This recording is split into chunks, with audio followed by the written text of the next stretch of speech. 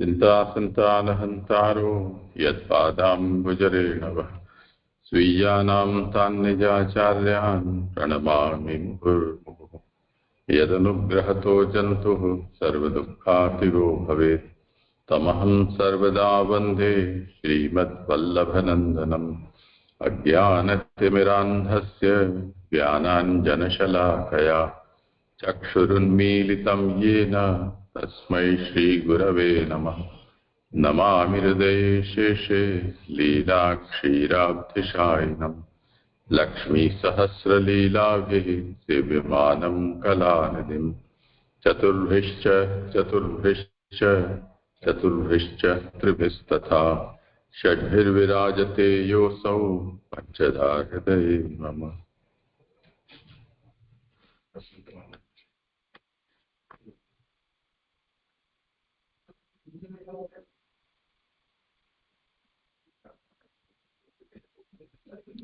जी जी दंडवत प्रणाम।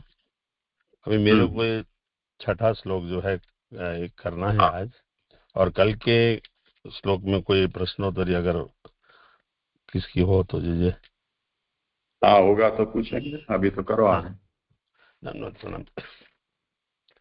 अभी ये द्वितीय स्कंद के 5वें अध्याय का हम अध्ययन कर रहे हैं, जिसके अंतर्गत इस अध्याय से विमर्श प्रकरण आरंभ हुआ है, जो अध्याय 10 पर्यंत है। इस अध्याय में श्री सुखदेव जी ने प्रमेय के कथन को छोड़कर विश्वास के लिए ब्रह्मा और नारद जी के संवाद को कहा, और उससे यह समझ में आ रहा है कि आत्म तत्व को अच्छी तरह समझना है तो उसका ज्ञान भागवत श्रवण से ही होगा। और इस अध्याय में मुख्य रूप से उस स्थूल मूर्त पदार्थ यानी कि ब्रह्मांड की उत्पत्ति और उसकी पीछे कारण मतलब उपपत्ति का वर्णन हो रहा है, जिसके अंतर्गत हमने कल 1 से 5 श्लोक पर्यंत पारायण अध्ययन किया, जिसमें पहले श्लोक में नारद जी आत्म तत्व की समझ अच्छी तरह होवे इसके लिए ब्रह्मा जी से ज्ञान देने की विनती करते हैं, और इसके अंतर्गत प्रश्न के अंदर 4 प्रश्न कर रहे हैं जो पहले श्लोक में आए थे कि वस्तु तत्व मतलब मूल पदार्थ, ज्ञान, आत्मा और विचार समझा। तो इस प्रश्न को समझने के लिए उदाहरणतया समझ सकते हैं कि जैसे जो 4 प्रश्न के अंदर जो 4 प्रश्न है, उसमें ऐसे उदाहरण से समझ सकते हैं कि एक वस्तु तत्व, तो उदाहरण से ले सकते हैं कि एक मानो की मेज है, तो वो मेज जिससे बनी है वो तत्व क्या है, तो वो लकड़ी है, तो ये वस्तु तत्व ऐसा हुआ। ज्ञान तो यह समझ में आना चाहिए कि ये जो लकड़ी है, लकड़ी से मेज बनी है, अन्य कोई पदार्थ से नहीं बनी है। फिर आत्मा तो वह मैं जो इसे देख रहा हूँ, वो आत्मा से ऐसे समझना है। और विचार मतलब विमर्श, यानी कि वह तर्क या बुद्धि से मैं समझ पाया कि मेज तो केवल नाम है, सच तो केवल लकड़ी है। मतलब ये जो मूल तत्व है वो इस तरह से समझना है। जगत में जो भी देख रहे हैं तो इस तरह से मूल तत्व को समझना है, तो इस तरह से वस्तु तत्व, ज्ञान, आत्मा और विचार से समझा जाएगा। तो इस तरह भगवान के स्थूल स्वरूप के को समझना होगा। और इसके बाद दूसरे श्लोक में भी हमने समझा कि एक प्रश्न 6 अंगों सहित नारद जी ने किया है, और इस तरह प्रश्नों को पूछने का तात्पर्य ऐसे समझ में आ रहा है कि महाप्रभु जी भागवतार्थ में कह रहे हैं कि नारद जी तो ज्ञानी है, पर वो कुछ ज्यादा समझते हैं, और ऐसी समझ, उसी समझ के साथ अगर ब्रह्मा जी को प्रश्न करते तो ब्रह्मा जी शायद उनके प्रश्न की उपेक्षा करते, और नारद जी को विमर्श की सिद्धि नहीं प्राप्त होती। जो प्रश्न जैसे नारद जी ने किया है, तो जैसे कोई ज्ञानी है या अच्छी तरह समझते हैं और ये अपनी समझ है ऐसा समझ के ब्रह्मा जी को प्रश्न नहीं किया करके उनको ये जो विमर्श की सिद्धि जो है अगर अभी प्राप्त हो जाएगी, अन्यथा ऐसा नहीं होता। अभी अगला छठा जो श्लोक है उसका मैं अभी आभासात देता हूँ। आभासात इस तरह का यह आपका सामर्थ्य दूसरे का नहीं है पर अपना ही है, वह मेरी समझ है। अभी ब्रह्मा जी यहाँ समझ रहे हैं कि जो भी सामर्थ्य है, नारद जी ऐसा समझ रहे हैं कि जब ब्रह्मा जी में जो ये सामर्थ्य है वो ब्रह्मा जी का खुद का है और किसका नहीं है। तो यहाँ नारद जी समझ रहे हैं कि ब्रह्मा जी का जो सामर्थ्य जो आ गया है ना, सर्वभवन सामर्थ्य, इसमें किसी का भी सामर्थ्य नहीं है, सिर्फ आपका ही सामर्थ्य है। तो अभी श्लोक आ रहा है, नाहम वेदम परम तस्मिन् ना परम न समम विभो नाम रूप गुणेर्वाव्यम सदसत किंचित अन्यतः। श्लोकार्थ, हे ब्रह्मन, इस जगत में तो यह मान रहा हूं कि बड़ा छोटा और समान जो कुछ भी नाम और रूप वाला है और होगा वह सब आपसे ही होगा और हुआ है, चाहे वह अच्छा हो या बुरा हो। सुबोधनी जी, इस संसार में सब कुछ आपसे ही होता है, यह जान रहा हूं। जो उत्तम है वो कुछ हीन है और जो पदार्थ आपस में समान है वे भी। इस तरह बनाने में सामर्थ्य कहते हैं। हे विभो, सर्वसमर्थ, नाम ले वेदादि शास्त्र, रूप इस मतलब जगत, गुण ब्राह्मण्य आदि और उनसे पैदा होने वाले किंवा उत्कृष्ट अपकृष्ट किंवा कार्य कारण जो कुछ भी है वह सब आपसे ही होता है, दूसरों से होता है यह मैं नहीं जानता। तो यहाँ पे ये समझना जो कह रहे हैं, तो इसमें ऐसा जी मुझे समझ में आ रहा है कि यहाँ नारद जी जो ब्रह्मा जी का स्वरूप समझ रहे हैं, वो ब्रह्मा जी अगर अच्छी तरह नहीं समझाते तो आजकल अभी जैसे अपन देखते हैं कि आजकल क्या हो रहा है कि महाप्रभु जी के कई वंशज है और उनको वैष्णव वैष्णव जो है पुरुषोत्तम समझते, जैसे नारद जी भी यहाँ चूक रहे हैं कि नारद जी को ऐसा लग रहा है कि ये ब्रह्मा जी का ही सामर्थ्य है और ब्रह्मा जी सब कुछ कर रहे हैं। तो यहाँ पे ये इस दृष्टांत से जे मेरे को ये ऐसा मैं समझ रहा हूँ कि जब जैसे वैष्णव है वो इनको वंशजों को पुरुषोत्तम समझते हैं और वो क्या करते हैं, उनको इस तरह से जो ब्रह्मा जी जैसे विमर्श से समझा रहे हैं इस तरह से वहाँ वहां तक कोई उनको मतलब ये समझ दे नहीं रहा है, तो वहीं पर सब उनको पुरुषोत्तम समझ लेते हैं। और जहाँ पर ये महाप्रभु जी जैसे यहाँ उनकी कृपा से और ये आपकी जो हमारे प्रति जो अपने अपना अथक प्रण आप प्रयत्न कर रहे हैं और जो असीम स्नेह है, तो हमको ये थोड़ा सा सुबोधिनी जी के माध्यम से समझ में आ रहा है कि जैसे ब्रह्मा जी ने नारद जी जैसे थे वो भी चुक रहे, तो इस जगत में भी कई इतनी वैष्णव सृष्टि है लेकिन अभी सब लोग वहीं रुक जाते हैं और जो गुरुजन है वो आगे इनको ये जो स्वरूप जो समझा रहे हैं महाप्रभु जी वो किसी को समझा उपलब्ध नहीं होता है। तो हम हमारा ये हम परम सौभाग्य समझते हैं कि हमको जिस तरह से जो आप ये अध्ययन करा रहे हैं, तो ये मैं नारद जी के दृष्टांत जैसा मैं समझाऊं दीजिए। धन्यवाद, प्रणाम। हाँ, कुछ हो विचारणीय इसमें। अच्छा, आपने प्रसंगोचित ये पैरेललिज्म बताया। डॉक्टर ब्राह्मण जी, यहाँ पे जो गुण से ब्राह्मण्य आदि यानी ब्राह्मण क्षत्रिय वैश्य शूद्र ऐसा लेना है। हाँ, करें समाधान।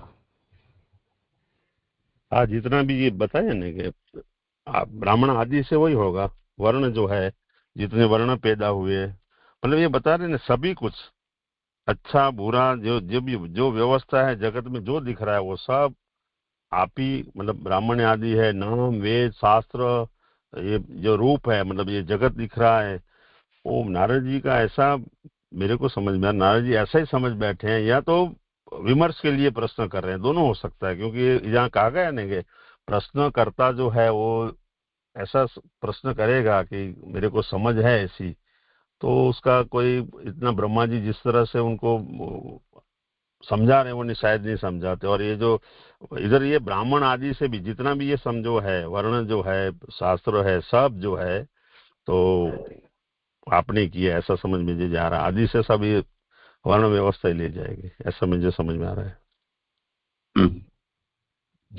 अर्थ तो श्री महाप्रभु जी ने ऐसा ही किया है, नाम रूप गुणे ही भाव्यम। तो नाम का अर्थ वेद किया, रूप का अर्थ जगत किया, तो गुण का अर्थ ब्राह्मण आदि।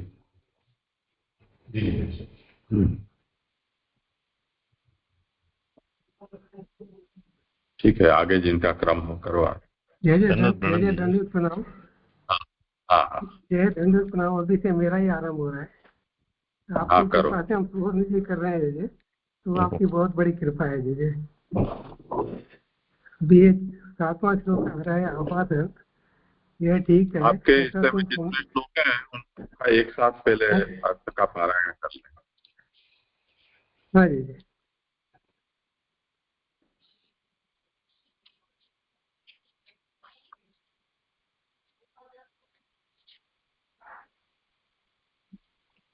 आवाज नहीं आ रही है आप।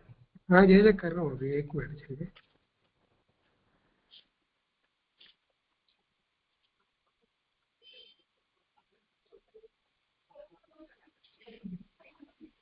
ये 1 मिनट। हाँ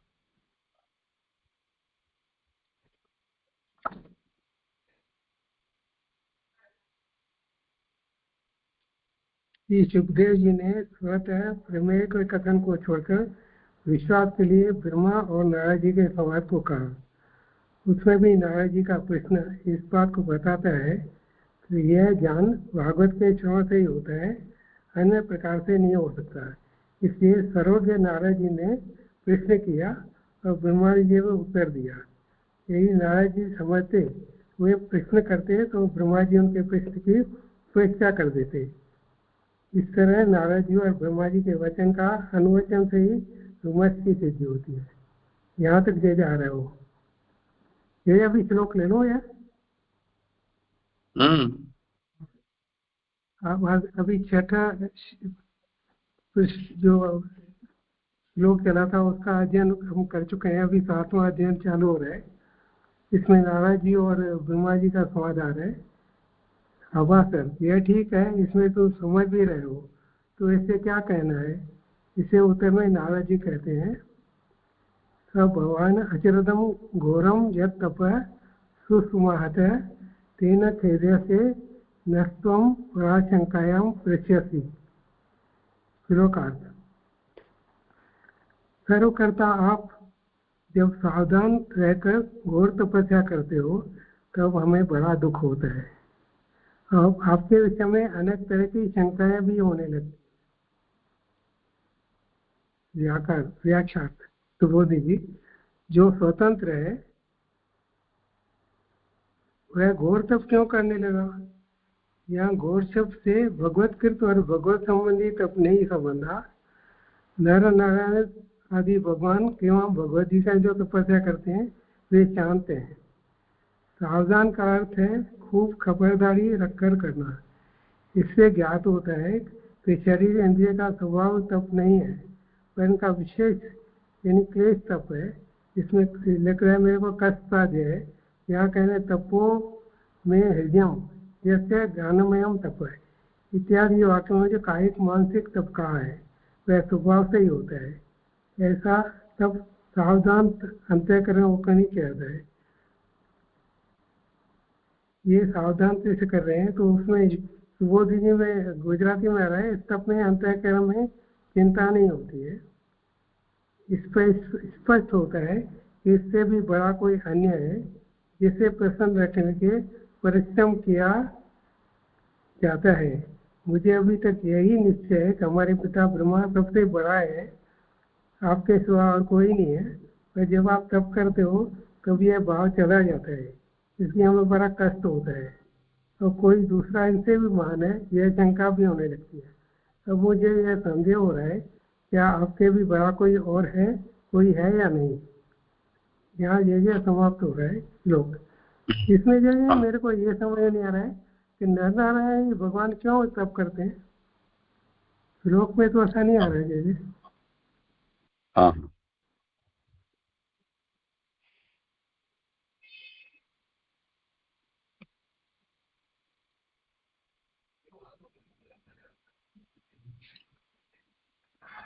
दंडवत प्रणाम जी मेरे को यहाँ ये आशय अभी जो प्रश्न के संदर्भ में ये लग रहा है कि मतलब यहाँ पर नर नारायण आदि के तप की बात न करके उनके तप किस तरीके से, मतलब जो घोर तप है और एक शांत तप है, तो वो जो नारद जी ब्रह्मा जी के लिए कह रहे हैं कि आप जो तप कर रहे हो वो घोर तप कर रहे हो, आप शांत तप नहीं कर रहे हो। शांत तप जो प्रभु संबंधित होता है, यानी नारायण आदि भगवान किंवा भगवदीगण जो तप करते तपस्या करते हैं वो शांत होता है, उसमें शरीर को या इंद्रियों को उतना कष्ट नहीं होता है। और जो घोर तप है वहां पर वो कायिक मानसिक तप है, वो उसमें जो है वो ज्यादा पीड़ा है, कष्ट है। तो वो तप के भेद को बताया जा रहा है यहाँ पर कि आपका जो तप जो आप कर रहे हो, नारद जी ऐसा ब्रह्मा जी को बोल रहे हैं, वो घोर तप की वेराइटी में आ रहा है, मतलब घोर तप लग रहा है वो। तो आप क्यों ऐसा कर रहे हो? नहीं, आप जो बता रहे हैं वो तो समझ गया मैं। भगवत जी ने जो तपस्या करते हैं वो तो ठीक है, बंदर नारायण आदि भगवान किसकी तप करते हैं ये मेरे को समझ नहीं आ रहा है। बद्रीनाथ हाँ, जी में भगवान जो तपस्या करते हैं उसके संदर्भ में इनका ये प्रश्न है, और यहाँ भी सुबोधनी जी में उसी का संदर्भ है, जिससे ये किया जा रहा है कि उनके द्वारा किया गया जो तप है वो तो शांत है, घोर नहीं है। तो वो तप क्यों करते हैं? तो तप का कारण है धर्म का स्थापन, आसुरी शक्तियों के सामने उनका प्रतिकार करने के लिए, धर्म रक्षा के लिए, ये मुख्य उसके हेतु है। जी जी। बद्रीनाथ का महात्म्य आप देखो तो आ जाएगा, उसमें इसका वर्णन मिलता है। तो पुराणांतर में अन्य दृष्टि से भी है। हाँ बोलिए। ये घोर तप से अपने कष्ट साध्य है ये लेना चाहिए।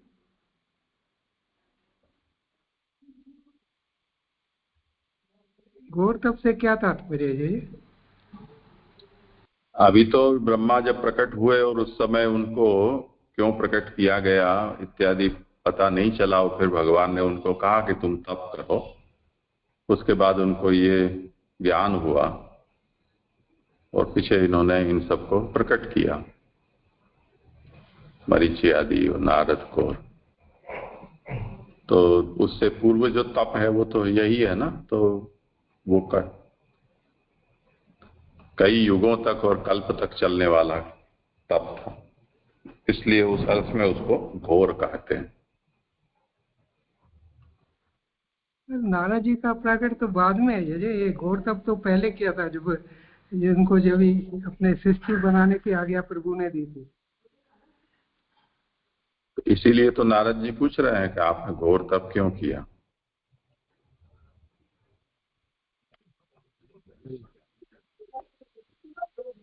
और प्रश्न नहीं हो तो आगे चलूंगा जी। नहीं जी जी, नो प्रणाम जी। मेरा ये आभासार्थ में एक प्रश्न था कि आभासार्थ में आया कि यह ठीक है, ऐसा तुम समझ भी रहे हो, तो इससे क्या कहना है? तो ये जो सेंटेंस है वो कौन प्रश्न करता है, ये मुझे समझ में नहीं आया, क्योंकि उत्तर नारद जी कह रहे हैं।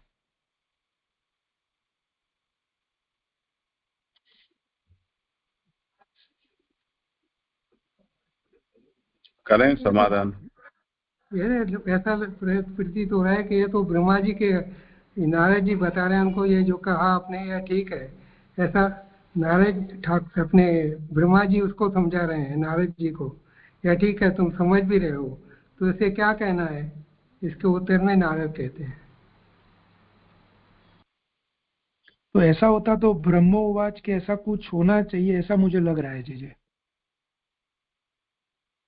देखो ऐसा है कि व्याख्या का स्ट्रक्चर एक बार आप लोग समझ लो, जिससे कि इसकी समझने में समस्या ना हो। व्याख्या कैसे लिखी जाती है, क्योंकि हमारे पास तो मूल श्लोक हैं भागवत के, दो श्लोक के बीच में अनकही बात तो यहाँ कहीं लिखी नहीं गई है। तो व्याख्याकार अपनी ओर से उन बातों को लिखकर समझाते हैं कि ये दो वाक्य आए हैं, उनके बीच का ये कनेक्टर है, जिसको हम पूर्वापर संगति कहते हैं या उत्थानिका कहते हैं। तो नारद जी ने छठे श्लोक में ये कहा कि आप ही सबसे बड़े हो, सबको पैदा करने वाले हो, ऐसा हम समझते हैं, तो फिर आप तप क्यों करते हो? तो ये दूसरा वचन उन्होंने यूं क्यों कहा? तो पहले वचन और दूसरे वचन के बीच में कुछ कनेक्टर चाहिए ना। तो ये महाप्रभु की सुबोधनी है जिसमें उन्होंने दो श्लोक के बीच का कनेक्टर दिया है। आया समझ में? जी जी जी, आया समझ में। दंडोत प्रणाम जी। जैसे आगे करूँ जैसे यहाँ पे जो घोर और शांत का डिफरेंस बता रहे हैं, तो ये यानी दोनों भी यानी एक ही जगह पर बैठ के लंबे समय तक तप कर रहे हैं, नारद जी और नारायण आदि भी, सॉरी ब्रह्मा जी और जो नारायण आदि भी जो भगवान है वो भी एक ही जगह ऐसा नहीं कुछ। अच्छा, बद्रिकाश्रम में फिर एक जगह पे ऐसा नहीं? नहीं, नारद के समय तो कुछ प्रकट ही नहीं हुआ था ना रे, ब्रह्मा के समय तो वो तो कमल के ऊपर ही बैठे हुए थे। और दीदी अपने जो नारायण आदि जो बताया कि वे भी तप कर रहे हैं, वो शांत तप है, ब्रह्मा जी का घोर तप था, तो दोनों की जो मैं यही समझदार बाकी यानी घोर तप में इंद्रियों का दमन करके उन्हें यानी तप करना होता है, और शांत तप में स्वभावतः ही तप होता है उतना ही, बाकी तो सब क्रिया तो वही रहेगी, खाली घोर तप में वहां पे इंद्रियों को निग्रह दमन करके तप करना पड़ता है, शरीर को कष्ट देके। शांत तप में भी वही तप है, लेकिन वह स्वभावतः यानी उसको यानी फोर्सफुली नहीं करना पड़े, ऐसे ही समझना चाहिए, क्योंकि दोनों में तो यानी काल तो उतना ही लंबा है, बैठना भी है, सब क्रिया आदि तो सब समान ही है, तो अंतर समझना था दीदी इन दोनों में।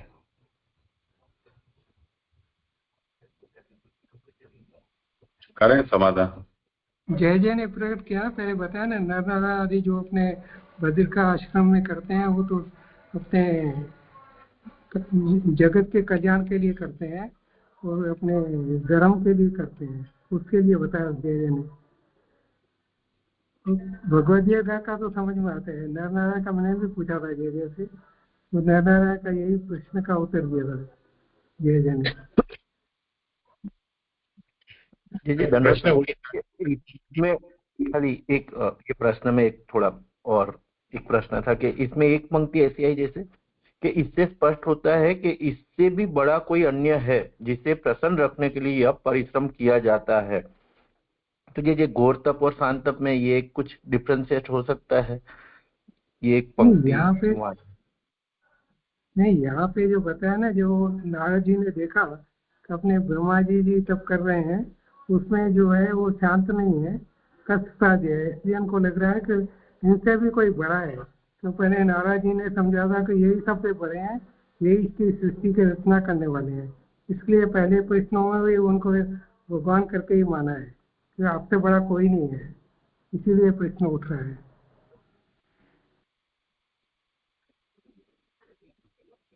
जी मैं प्रयत्न करता हूँ इसमें कि मुझे यहाँ पर जो घोर तप में और शांत तप में जो अर्थ अंतर समझ में आ रहा है कि जैसे शांत तप, जैसे अभी बताया कि वो स्वभावतया हो रहा है, प्रश्नकर्ता ने बताया कि वो क्या हम ऐसा समझे कि जो शांत तप है वो स्वभावतया हो रहा है, और घोर तप में हमारे को इंद्रिय वगैरह का हमको दमन करके प्रयत्न पूर्वक हमको करना लग रहा है। तो मुझे लग रहा है कि शायद ये वाली बात है ही कि अगर हम कैटेगराइज करें हमारे अभी के परिप्रेक्ष्य में, तो अब हम देखें कि जो पुष्टि मार्ग में भी जो है वो जो कोई भी साधना करता है, चाहे वो फिर मर्यादा मार्ग की साधना हो, तप वगैरह की, या तो भक्ति मार्ग की साधना हो, वहाँ हर साधना में कोई प्रकार का एक अनुशासन की आवश्यकता है। वो अनुशासन एक तरीके का तप है। जैसे अपन भी पुष्टि मार्ग में अन्याश्रय नहीं करना है, अन्य असमर्पित का त्याग करना है, समर्पित का उपभोग करना है, वगैरह वगैरह कई सारी जो महाप्रभु जी ने हमको बताए हैं मार्ग की सावधानियां जो हमको करनी है, वो सब जो है वो जो आ रही है वो तप ही एक प्रकार का, लेकिन वो तप जो है थोड़ा शांत प्रकार का, वहां कोई प्रकार का क्लेश नहीं है क्योंकि इंद्रिय वगैरह का दमन नहीं हो रहा है। और दूसरी तरफ जो है वो दमन के संदर्भ में वो घोर तप लग रहा है, ऐसा आशय यहाँ पर डिफरेंशिएट में मेरे को समझ में आ रहा है। जैसे यहाँ सावधान पद है, वही उसका नियामक है, जिसको सावधानतया करना पड़ रहा है वो घोर है, और जो सहजता से हो रहा है वो शांत है। इतना ही इसमें समझना है। जी जी जैसे जी जैसे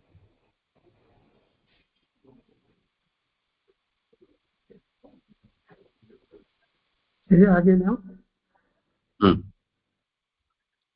आभार, यह तो मुझे स्पष्ट कहिए। चेतन में पृष्ठस्य सर्वसर्वज्ञ सकलेश्वर विजानी यथा एदम स्वयं बुद्धि अनुशासित। श्लोकार्थ। हे सकल ईश्वर, हे सर्वज्ञ, ये जो कुछ भी मैंने पूछा है वह सब कुछ इस प्रकार से मुझे समझाइए कि मैं फिर आपकी आज्ञानुसार उसे अच्छी तरह से जान जाऊं। व्याख्यार्थ। यहाँ 13 प्रश्न हुए। ज्ञान का प्रश्न आत्मा का प्रश्न है जो पहले श्लोक में आया था, और तत्व का जो अपन ने किया था 3 से 8 तत्व पूछा है, 6 प्रश्न आए हैं। 9 से बड़ा ब्रह्मा के विषय में 4 प्रश्न है। ये 13 प्रश्न ब्रह्मा जी के विषय में 13 प्रश्न है। सब कुछ अच्छी तरह विचार कर कहिए। ये अपने जो है नारद जी ब्रह्मा जी से पूछ रहे हैं, जिस प्रकार से शिक्षा देने पर मैं समझ जाऊं, आप सर्वज्ञ रहे, आपको सब कुछ जानने वाले हैं, इसलिए समझा सकते हैं। सबके ईश्वर हैं, सबके ईश्वर से अपने ये सबके नियामक हैं, इसे मुझे भी समझा सकते हो। कृष्ण मात करने से ही कदाचित कुछ न कहें, इसलिए ब्रह्मा जी में भगत भाव, सर्वज्ञता और सकलेश्वरता का बोधन किया जाता है। क्यों नारद जी तो यही समझ रहे हैं कि ब्रह्मा जी सब कुछ है, उन्होंने ही ब्रह्मांड बनाया है, वही सबकी आत्मा है, वो सब कुछ वही है। नारद ने यह प्रश्न बेसमझी से नहीं किया है, किंतु जिस प्रकार पुत्र के प्रश्न करने से पिता कहे, इसलिए उसी प्रक्रिया से प्रश्न किया है। यह बात ब्रह्मा जी के ने उत्तर के प्रारंभ में कारुणिक, ये अपने श्लोक में भी आ रहा है, कारुणिक करके पूछा है, अपने शब्द से कह दिया, मैं जिस प्रकार से समझ लूं। यानी इसका बोधन ऐसा हो रहा है कि वो प्रश्न ब्रह्मा जी से पूछ रहे हैं, आप सब कुछ हो रहे हैं जो पहले आया था 7वें श्लोक में, आप तब क्यों कर रहे हैं। मैं इससे कहने का तात्पर्य है कि सब पदार्थों का तत्व एवं स्वरूप मेरे आगे उत्पत्ति से लेकर सब कही, सभी कही। जो इस तरह से नारद जी प्रश्न करते तो भगवान ने उत्पत्ति को कहा ही नहीं था, ब्रह्मा भी न कहते, तो ब्रह्मा का अधिकार वैसा था, अतः भगवान ने उनसे उतना ही कहा, पर मेरा अधिकार दूसरा है, इसलिए मेरे अधिकार के अनुसार पदार्थ कहिए। यह नारद का तत्व है। ये 4 पंक्तियां समझ में आई है। राष्ट्रवादी जो इस तरह से नारद जी प्रश्न करते तो भगवान ने उत्पत्ति पूर्वक कहा नहीं होता, ब्रह्मा भी न कहते, तो ब्रह्मा का अधिकार वैसा था, अतः भगवान ने उसने उतना ही कहा, फिर मेरा अधिकार दूसरा है। जैसे ये पंक्तियां समझ में नहीं आ रही है। किसी को करना हो समाधान तो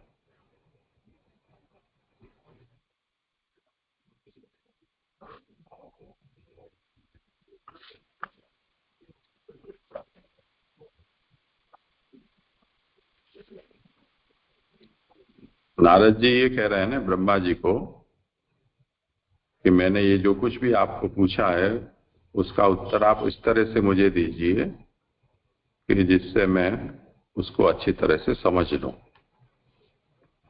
आप जैसा समझाओ ऐसा। तो ऐसा क्यों कह रहे हैं।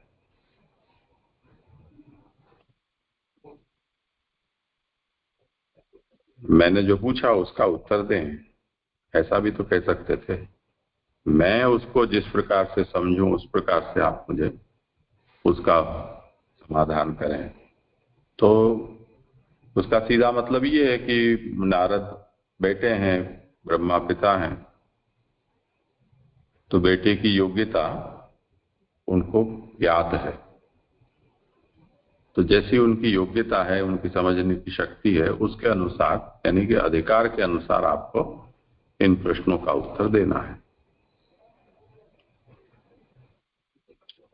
तो इस तरह से नारद जी प्रश्न करते तो भगवान ने उत्पत्ति पूर्वक कहा ही नहीं था, ब्रह्मा भी न करते, पर इन्होंने क्या कहा कि आप कारुणिक हैं, तो मैं जिस प्रकार से समझ लूं इस प्रकार आप कहें। तो सब पदार्थों का तत्व या उनका स्वरूप मेरे आगे उत्पत्ति से लेकर आपको सब कहना है। ये नारद कहना चाहते हैं। अब ब्रह्मा जी को भगवान ने भी कुछ कहा था, तो ब्रह्मा का अधिकार वैसा था, तब भगवान ने उनसे उतना ही कहा, पर मेरा अधिकार दूसरा है, इसलिए मेरे अधिकार के अनुसार बात कहिए। तो अब इनको उत्पत्ति से बात सब समझानी पड़ेगी। ये नारद जी तो बाद में प्रकट हुए हैं, तो इनको ऐसे कैसे ज्ञान हुआ कि भगवान ने तो कहा ही नहीं था, भगवान ने उत्पत्ति में कहा ही नहीं था, ब्रह्मा जी ने कहते। तो ये पहले का भी विचार आ रहा है अजय जी। नारद जी ये समझ रहे हैं कि इनके ऊपर कुछ है जिन्होंने इनको समझा है, ऐसा समझना चाहिए। हाँ, वो तो संशय है ही ना, इसीलिए तो छठा श्लोक इसी संदर्भ में आया ना। भागवतार्थ में विचार हो चुका है, नारद सर्वज्ञ हैं, तब फिर उन्होंने ये सब क्यों पूछा है, उसका भी वसंत भाई ने भी किया ही ना समाधान, फिर से भागवतार्थ को समझाकर। ठीक है, करें आगे पर। सर जी खाली ये एक प्रश्न था इसमें, जो ऐसा है ना कि इसलिए ब्रह्मा जी में भगवत भाव का बोधन किया है, मतलब जो सर्वज्ञ पद यूज किया। तो जैसे अभी हम आगे जो पारायण का है उसमें ऐसा आ रहा है कि फिर ब्रह्मा जी ही वो क्लैरिफिकेशन दे रहे हैं कि मैं तो भगवान के प्रकाश से ही प्रकाशित हूँ। तो यहाँ सर्वज्ञ पद के लिए महाप्रभु जी ऐसा समझा रहे हैं कि उनके अंदर भगवत भाव का बोधन किया है। भगवत भाव मतलब खाली प्रभु का प्रकाश से प्रकाशित उतना ही समझना ना, भगवान तो नहीं समझना ना, जैसे सुबोधनी जी में आ रहा है, इसलिए थोड़ा कंफ्यूजन। यहाँ पे तो नारद जी प्रश्न ये कर रहे हैं श्लोक में कि आप सब कुछ हैं, हे सकलेश्वर, हे सर्वज्ञ, जो कुछ भी मैंने पूछा है वह सब कुछ इस प्रकार मुझे समझाइए। तो प्रश्नकर्ता ये नारद जी हैं, उससे उत्तर मांग रहे अपने ब्रह्मा जी से, इसलिए उनको सकलेश्वर और सर्वज्ञ उनको ही कह रहे हैं। जब तक भगवान का आगे के श्लोक में नहीं आएगा जब तक वो सर्वज्ञ और सकलेश्वर जो है ना, अपने को इसको ब्रह्मा जी को ही समझ रहे हैं, ऐसा बोधन हो रहा है। नहीं, वो तो स्पष्ट है कि नारद जी की, जैसे वसंत भाई ने भी समझा, लेकिन महाप्रभु जी ऐसा कह रहे हैं ना कि इसलिए ब्रह्मा जी में भगवत भाव का बोधन किया है। नारद जी ने यह प्रश्न बेसमझी से नहीं किया है, तो मतलब वो तो पुत्र और पिता का आ गया, लेकिन ये पंक्ति के लिए मुझे थोड़ा था कि महाप्रभु जी ऐसा समझा रहे कि यहाँ ब्रह्मा जी को भगवत भाव मतलब ठाकुर जी के भाव उनमें है, इसलिए कि खाली नारद जी का ही थॉट प्रोसेस है। नहीं, इसमें ब्रह्मा जी भी प्रसन्न हो रहे हैं कि उन्होंने जो ठाकुर जी के भगवान के लिए ये बात की है, इसलिए उसका उत्तर आ रहा है आगे भी।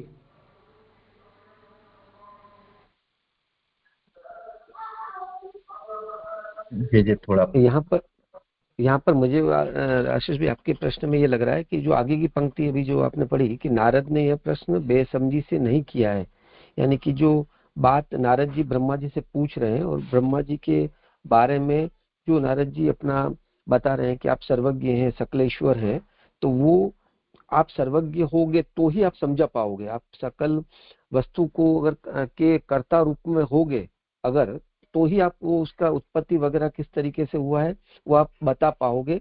वो आशय से ही वहां पर बोध किया है, यानी वो भगवत भाव लाए हैं, उसके पीछे का कारण क्या है, उनके पास से वो इन्फॉर्मेशन जो प्राप्त होगी, जो कुछ भी ज्ञान प्राप्त होगा वो एकदम करेक्ट प्राप्त होगा, क्योंकि आप वैसे हो।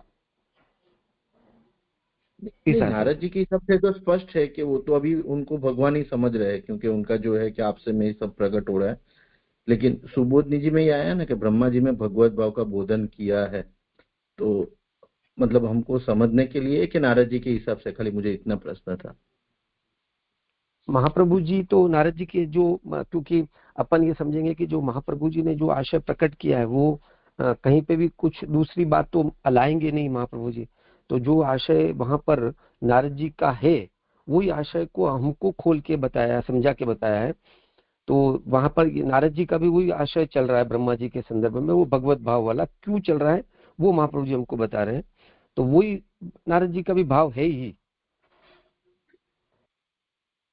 हाँ ऐसा है तो इस प्रश्न में तो वही प्रसन्न हो रहे हैं ब्रह्मा जी कि इसमें भगवान जो कुछ है महात्मा मेरा तो भगवान से ही प्रकट होना है, वो आगे के श्लोक में आ रहे हैं। ठीक है, देवेश भाई ने अगर कहा उसी तरह से लेना है तो बराबर। ये बालबोध में निर्दोष पूर्ण गुणता तत्तच्छास्त्रे तयोकृता, वहां ये बात बताई गई है कि हम वेद पुराणों को पढ़ें तो वहां हर किसी देव की ऐसे ही स्तुति की जाती हो मानो कि वो ही परतत्व हो। तो प्राकृत सभी प्रकार के दोष रहित और अप्राकृत निखिल गुणधर्म वाले हों, उस प्रकार से किसी भी देव की स्तुति वहां की जाती है। यानी जो परब्रह्म में ही घटित हो सके ऐसे जो गुणधर्म हैं उनका आरोपण किसी भी देव में किया जाता है। उसका कारण क्या है? अगर ऐसा हो तो फिर जो हमारे वैदिक धर्म के ऊपर आक्षेप लगता है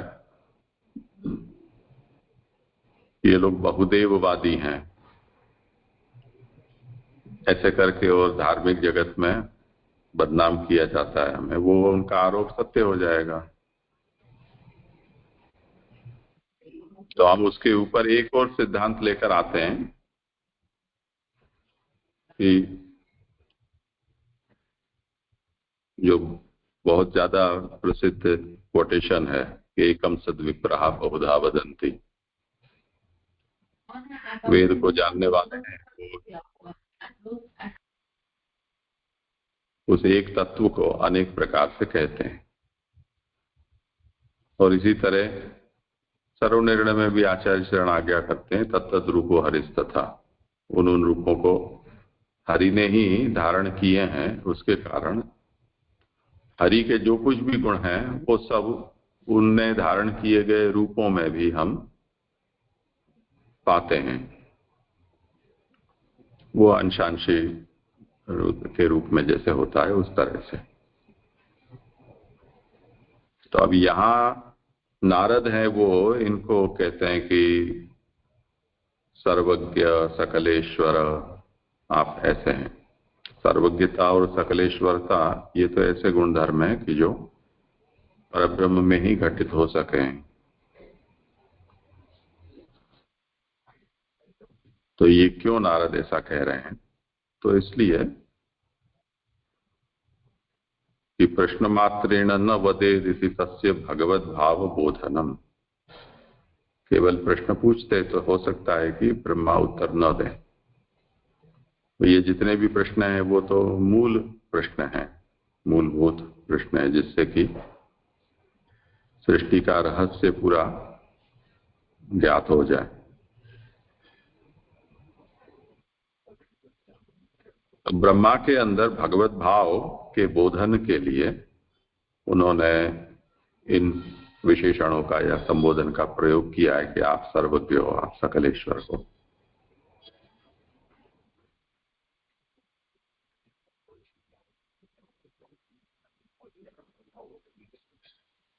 जी जी जी जी जी जी एकदम अच्छे से स्पष्ट हुआ। जी खाली एक ही प्रश्न है, जैसे यहाँ पे ऐसे जहाँ नारद हुआ जो ऐसा है तो वहां पर वो परमत भाषा समझनी चाहिए कि समाधि भाषा के अंतर्गत ही हो ऐसा? उवाच तो सबके अंदर ऐसा है ना कि परमत भाषा भी है तो समाधि के अंदर ही ना, उससे बाहर थोड़ी है। हाँ परमत का मतलब ऐसा नहीं है कि समाधि से बाहर वो है, ऐसा नहीं है। सर्वापि भाषा समाधि भाषा ये एक मेजर प्रेमाइस है। समाधि भाषा के अंतर्गत उसने उसको ये कहा या वो ऐसा इतिहास मैंने उनसे सुना वो मैं तुमको कहता हूँ, इस तरह से दूसरे के रेफरेंस देकर और कोई बात कही जा रही हो तो उसको समाधि भाषा के ब्रैकेट में परमत समझना है। और वो परमत है वो भी समाधि भाषा का पोषक है, यानी उस बात को समझने में सहायक है, इसीलिए उसका इसमें समावेश भी किया गया है। अन्यथा उसको क्षेपक मानकर और कट शॉर्ट किया जा सकता था, पर नहीं किया है। उसका मतलब ही यह है कि वो क्षेपक नहीं है पर उसकी के लिए वो उपयोगी है, पर प्रामाण्य उसका समाधि भाषा के जैसा नहीं समझना है। बस इतनी सी बात है। हाँ हाँ जी, अच्छी तरह से स्पष्ट हुआ। प्रणाम जी। चलिए आगे करूं। आभास अर्थ लोग इस अब नारद के अंतिम प्रश्न का उत्तर देते हैं, साथ में यह भी कहते हैं कि नारद के सब प्रश्नों का एक भगवान ही समन्वय है। वाच सम्यक कारुणिके चेदम वर्तते विचिकित्सितम् अहम यद अहम चोदित सौम्य भगवद वीर्य दर्शने। श्लोकार्थ। हे नारद, जगत पर दया रखने वाले, तुम्हारा यह प्रश्न करना बहुत अच्छा हुआ है, क्योंकि हे सौम्य, इस प्रश्न से मुझे तुमने भगवत पराक्रम के प्रकाश के करने के लिए प्रेरणा की है। क्या अर्थ? बोधी जी, तुम्हारे सब प्रश्न का उत्तर एक भगवान ही है, क्योंकि तुमने जिनके विषय में प्रश्न किए हैं ये सब ज्ञान आदि पदार्थ भगवान ही है। उस ज्ञानादि रूप भगवान में 12 अवान्तर भीतरी भेद हो जाते हैं। वे ही ज्ञानादि भगवान 12 स्कंदों के अर्थ हैं, जो अपने 12 स्कंद आ रहे हैं अपने भागवत जी में, यह सिद्धांत है। तो यहाँ जो प्रश्न ऊपर पूछे गए थे उसके बारे में ब्रह्मा जी उनको नारद जी को समझा रहे हैं कि जो सब प्रश्नों का उत्तर एक भगवान ही है, जो ज्ञान वगैरह है वो भी भगवान है, इसीलिए वो भागवत जी का प्रकट हुआ है 12 स्कंदों में। यदि पूछो वो कैसे हैं तो कहना होगा कि तुमने मुझे भगवत पराक्रम को समझाने के लिए जो प्रेरणा की है, इसलिए जो सभी तुम्हारे प्रश्नों से भगवान ही उत्तर रूप में कहना उचित है। तो ऐसा प्रतीत हो रहा है जैसे कि ब्रह्मा जी प्रसन्न हुए हैं, जो क्वेश्चन पूछे हैं जो भागवत जी को प्रकट करने वाले हैं, उस रूप में कहना उचित हो, तब यह भगवत पराक्रम का प्रश्नोत्तर संगत हो सकता है। अन्यथा प्रश्नोत्तर हो ही नहीं सकता, क्योंकि भगवान के बारे में बता रहे हैं, भगवान अनित्य प्रश्न है। तो भगवान का स्वरूप कैसा है, वो कोई प्रश्न कर ही नहीं सकता है, तो सकलेश्वर सबके आधार वाले वही है। किंतु तुम्हारे सब प्रश्न का उत्तर भगवान ही हो सकता है, इसलिए समझ हो सकते हैं। यदि सबका उत्तर भगवान ही है यह ठीक है, पर रूप भेदों से किसी प्रश्न का उत्तर किसी रूप से, किसी प्रश्न का किसी रूप भेद से भगवान उत्तर है, ये सब रूप आगे कहे जाएंगे। तुमने मुझे भगवत गुण के कथन में उत्साह किया है, इसलिए तुम्हारे प्रश्न का अभिनंदन है। जो ऐसा न होता, अर्थात भगवत वीर्य प्रकाशन करने में मुझे आनंद होता, यानी ज्ञान प्रकाशन करने में मुझे आनंद होता, तो अतिवाद करने से, अनित्य प्रश्न देव का प्रश्न करने से मुझे तुम पर क्रोध होता। अति देवता वह प्राक्षी मुदाते हुए लिश्यति, छांदोग्य के अनुसार। किंतु मुझे उत्साह है कि इस निमित्त भगवान के चरित्र गुणों का वर्णन करना मिलता है, इसलिए क्रोध नहीं हुआ है, और तुम्हारे हृदय में करुणा है, इसलिए यह प्रश्न किया है। तुम यह चाहते हो कि इस प्रश्नोत्तर को सुनकर इसके बहाने गरीब दुनिया से जो जगत लग रहा है, संसार से मुक्त हो। मुझ पर भी करुणा होने से मुझे भी कृपा करना दो। तो कह रहे हैं कि समझा रहे हैं कि ये प्रश्न जो आपका बहुत भगवान के चरित्र करने वाला है, इसलिए मुझे क्रोध नहीं हुआ है। और मुझे भी ये सुनकर मेरे भी प्रभु के प्रति जो अपनी महात्म्य है उसको समझ में आएगा। जो ऐसा ना होता तो परम भगवदीय प्रधान भगवत पार्षद तुम्हारे हृदय में इतना अज्ञान होना संभव नहीं है। अभी यहाँ पे ब्रह्मा जी कह रहे हैं कि आपका जो स्वरूप है नारद जी का, तुम भगवदीय हो, प्रधान भगवत पार्षद भी हो, तुम्हारे हृदय में इतना अज्ञान होना संभव नहीं है। बस बेटे यह स्नेह का संबंध है, जिससे यह स्पष्ट होता है कि गौ माता के स्तनों में, यहाँ पे लौकिक सिखा रहे हैं स्पष्ट पर, गौ माता के स्तनों में जैसे बछड़े को देखकर दूध निकल लेता है, उसी तरह नारद जी को देखकर ब्रह्मा जी के हृदय में भगवत चरित्र निकलने लगा। रिक्त श्रम का यहाँ विचार किया सामान्य योग अर्थ है। यहाँ पे ये श्लोक समाप्त हो रहा है। इसमें विचार ये कुछ और करें, कुछ और विचार नहीं है तो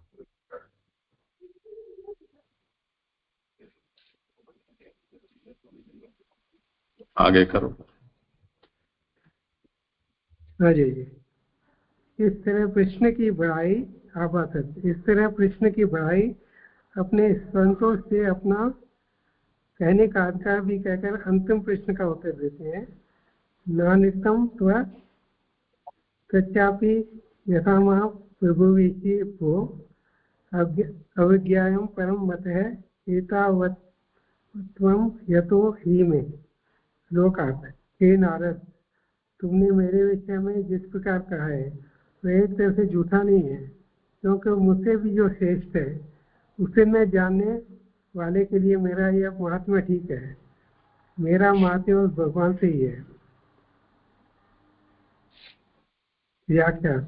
जो तुमने कहा कि आपसे बड़ा और कोई है नहीं, और कोई नहीं है, यह झूठा नहीं है। कुछ समझकर और कुछ का बोलना झूठा कहा जाता है, पर तुम तो कुछ जानते ही नहीं हो। कुछ न जानकर कुछ कहें तो वह लोग में आगे नाम से प्रसिद्ध है।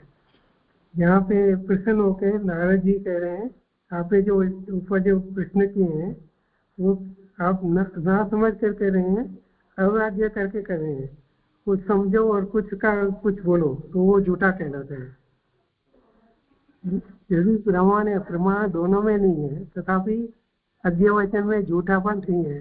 जो तुम मेरे लिए कह रहे हो आपसे बड़ा कोई नहीं है, यह प्रमाण नहीं है, तथापि झूठा नहीं है, पर सत्य भी नहीं है, क्योंकि समझ कर नहीं कहा है।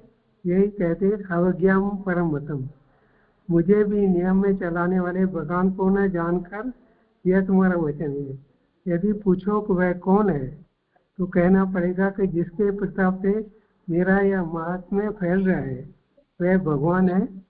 मुझमें जितने उत्कृष्ट धर्म दिख रहे हैं ये सब भगवान के ही संबंध से है। मेरे में आए हुए हैं उसका नाम ही भगवान हुए को, ये तुम्हारे प्रश्नों का उत्तर है। यहाँ पे जय श्लोक समाप्त हो रहे हैं। कुछ विचार ही है।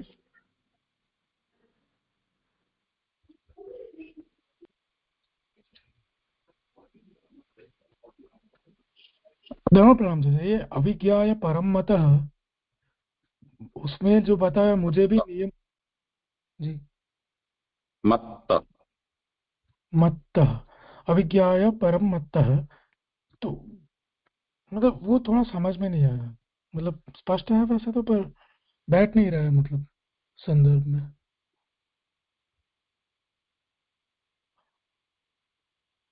यहाँ पे जो प्रश्न आ रहा है ना, तो आपने ब्रह्मा जी कह रहे हैं कि अगर मेरे से अगर पूछते, आपने क्यों अज्ञान से पूछा है, इसलिए आपका कहना है झूठ नहीं है। कुछ समझकर कुछ का कुछ बोलना झूठा कहा जाता है। कुछ समझा आपने कुछ है और कह कुछ और रहे हैं, वो तो झूठा हो जाएगा। पर तो कुछ जानते ही नहीं हो, तो कुछ जानकर जो कुछ कहे वह लोक में अब अज्ञा के नाम से प्रसिद्ध है। झूठ नहीं है। जो झूठ नहीं बोल रहे हैं, आप जानते ही नहीं है, इसके लिए पूछ रहे हैं। ऐसा समझ में आ रहा है। जी जी, जैसे ही समझ लो। हम्म। प्रणाम जी। जो सचमुच में ही ब्रह्मा को सर्वश्रेष्ठ मानता है, उससे परे और कोई नहीं है ऐसा समझता है, तो ठीक है ना उसके लिए ये।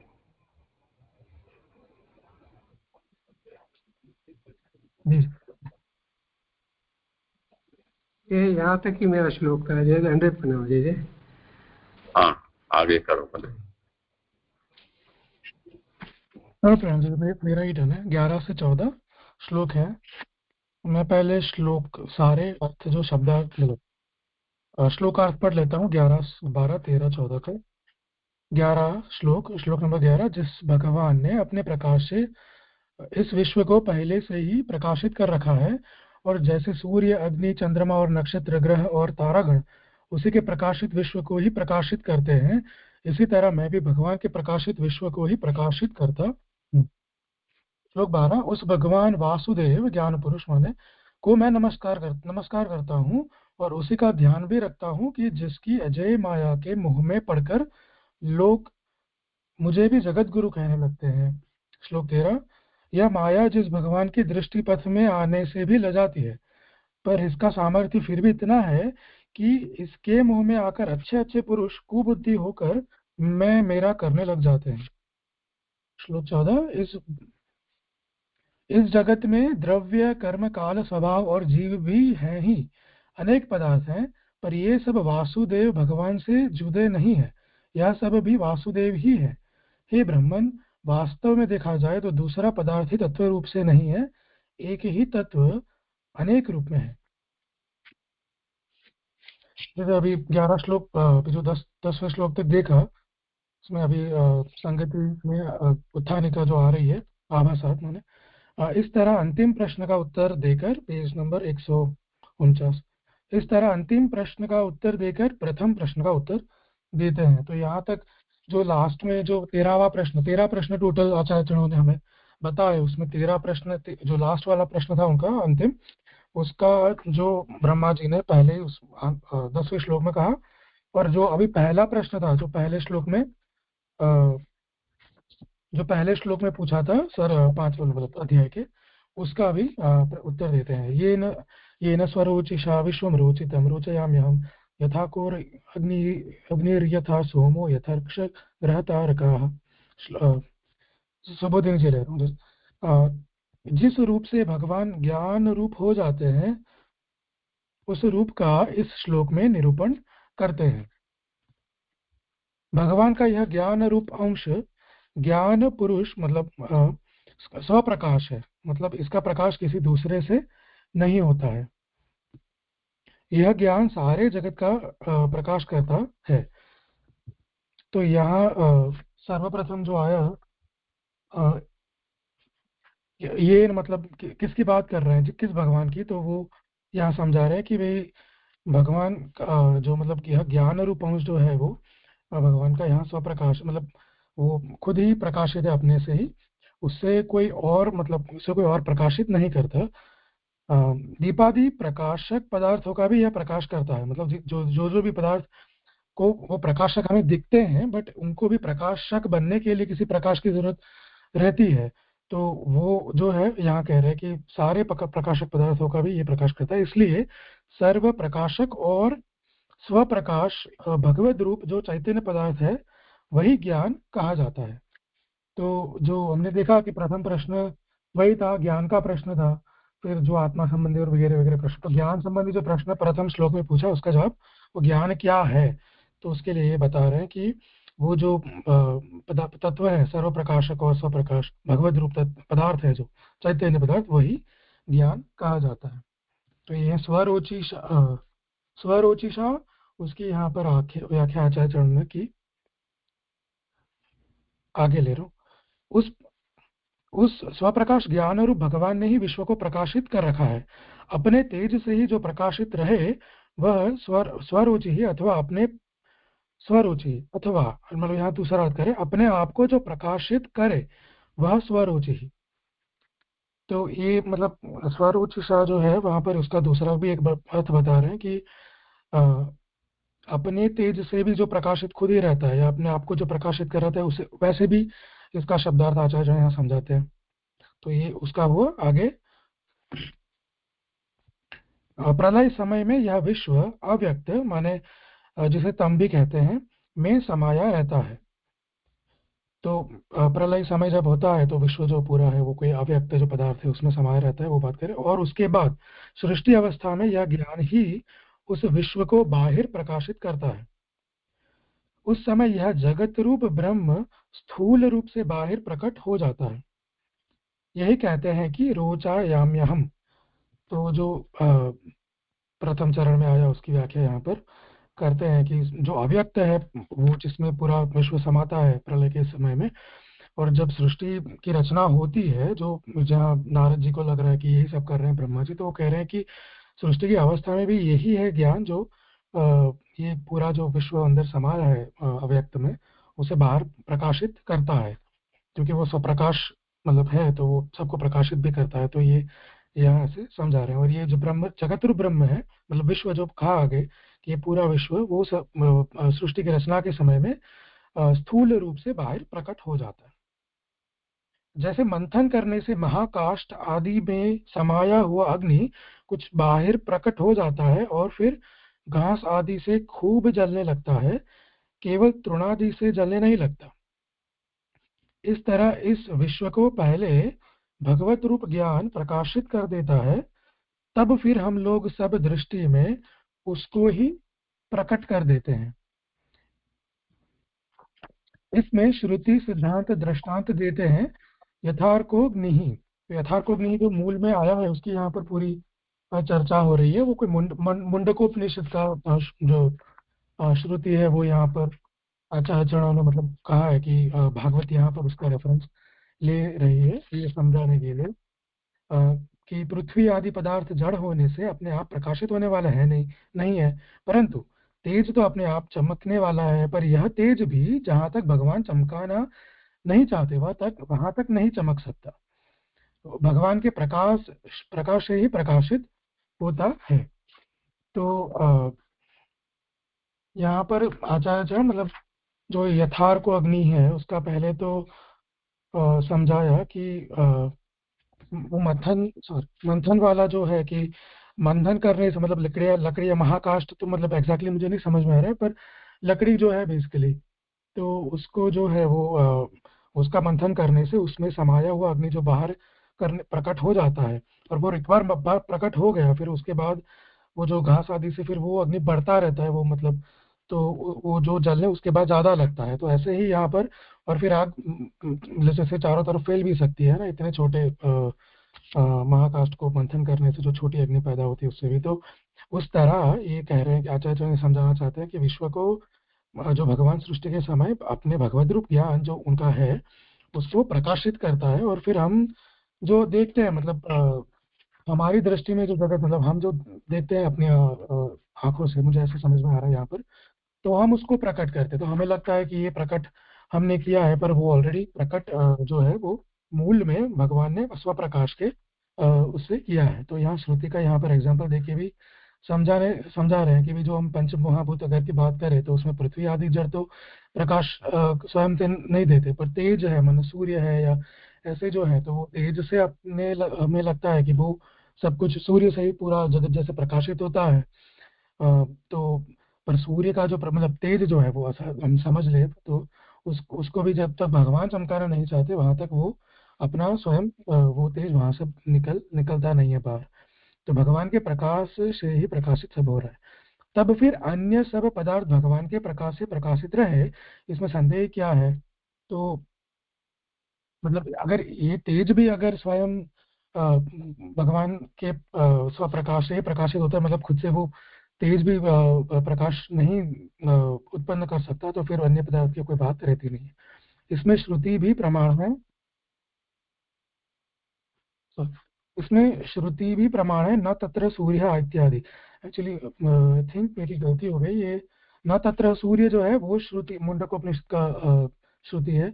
यथार्कोग्नि तो भागवत का ही पाठ है, क्षमा जैसे। तो ये न तत्र सूर्य जो है वो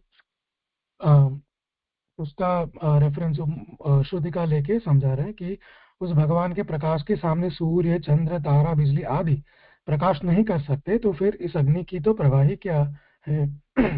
वह ज्ञान अपना प्रकाश सर्वत्र फैला रहा है, इसलिए उसके प्रकाश से प्रकाशित यह सूर्य, चंद्र आदि भी प्रकाशित होकर प्रकाश कर रहे हैं। इसलिए सिद्ध है कि उसके तेज से सारा विश्व प्रकाशित हो रहा है। तो यहाँ पर जो लास्ट में समझाया थोड़ा उसका ये सोमो यथा सोमो और वो सब, तो वो उसका मतलब आचार्य सुबोध अर्थ कर रहे हैं कि इतना से यहाँ क्लियर तो हो ही जाता है अपना कि सूर्य, चंद्र, तारा, बिजली जो भी हमें दिखता है वो भी अगर स्वयं प्रकाशित नहीं कर सकता तो फिर पृथ्वी पे जो हमें अग्नि दिखती है उसकी तो कोई बात कर नहीं सकते। तो वो यहाँ पर हुआ। लास्ट में इस श्लोक में बिजली का नाम नहीं है, मतलब जो पदार्थ गिना है सोम, ग्रह, तारक, उसमें अर्क, सारे मतलब जो अर्क, अग्नि सब गिना है, उसमें बिजली का नाम नहीं है क्योंकि वह कभी कभी चमकती है। तो यहाँ आचार्य वो स्पष्टता कर रहे हैं। सूर्य उस ज्ञान से प्रकाशित होकर ही प्रकाश फैलाता है, और वो तो हमें देख ही लिया। और यदादित्य गतम तेज इत्यादि वाक्यों से भी स्पष्ट है कि भगवान का तेज ही सर्वत्र प्रकाशक है। इसी तरह मुझ में मतलब ब्रह्मा में भी भगवान का ही तेज है। तो उसका जो पर्यवसान यहाँ पर कर रहे हैं, भगवत गीता के 15वें अध्याय का 12वां श्लोक है, जहाँ पर आचार्य भगवान मतलब यद आदित्य गत तेज, मतलब आदित्य का तेज भी मैं हूँ करके जो पुरुषोत्तम योग में सब समझा रहे हैं, उसमें वो बात यहाँ पर आचार्य चरण कोट करके कह रहे हैं कि यहाँ स्पष्ट ही है कि भगवान का तेज ही सर्वत्र है। तो अगर वो है तो भगवान का ही तेज सर्वत्र है, तो फिर ब्रह्मा जी में भी वही तेज है। वो ब्रह्मा जी यहाँ पर उस यहाँ उसको परिवर्तित मतलब कंक्लूजन कर रहे हैं। उसी तरह अग्नि आदि, इसी तरह अश्विनी आदि नक्षत्र, बुध आदि ग्रह, इसी तरह बुध आदि ग्रह, और इसी तरह सामान्य तारा भी समझ लो। मतलब सब कुछ इससे ये स्पष्ट हो रहा है कि स्वप्रकाश भगवान का ही है। जी हाँ, 11वां श्लोक। हाँ ठीक है। ये तेज से महात्मा लेने का है, तेज से सारा विश्व प्रकाशित हो रहा है, तेज से क्या लेना है अपने को?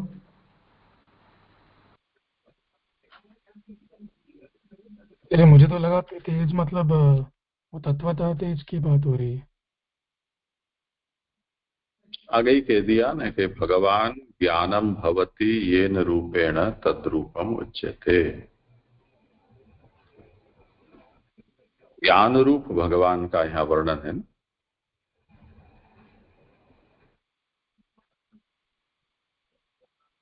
अच्छा जी, तद ज्ञानमिति अर्थ। ज्ञान रूप हम जब भगवान कहें, भी वही प्रश्न था तेज और ज्ञान रूप, तो जब ज्ञान रूप कहें तो यानी शास्त्र आदि या हमें जो ज्ञात हो रहा है, हम देख रहे हैं, वो ज्ञान रूप कैसे समझे? नोएबिलिटी, इसको हमको समझना चाहिए। शास्त्र के जो कुछ भी वस्तु हमारे ज्ञान का विषय बन पा रही है, नोएबल बन रही है, वो उसकी नोएबिलिटी है। वो भगवान उस तरह से प्रकाशित हुए हैं या भगवान उसको उस प्रकाश से प्रकाशित नोएबल बना रहे हैं, सब्जेक्ट ऑफ आवर कॉन्शियसनेस बना रहे हैं, उसको यहाँ कहा जा रहा है। तो हम भगवान जब ज्ञान रूप कहते हैं कि जब एक ज्ञान रूप बने हैं, तो यानी हमें जो भी ज्ञान प्राप्त हो रहा है किसी को भी, यानी नोवेबिलिटी, तो वो भगवत कार्य या भगवत रूप है, ऐसा समझता है।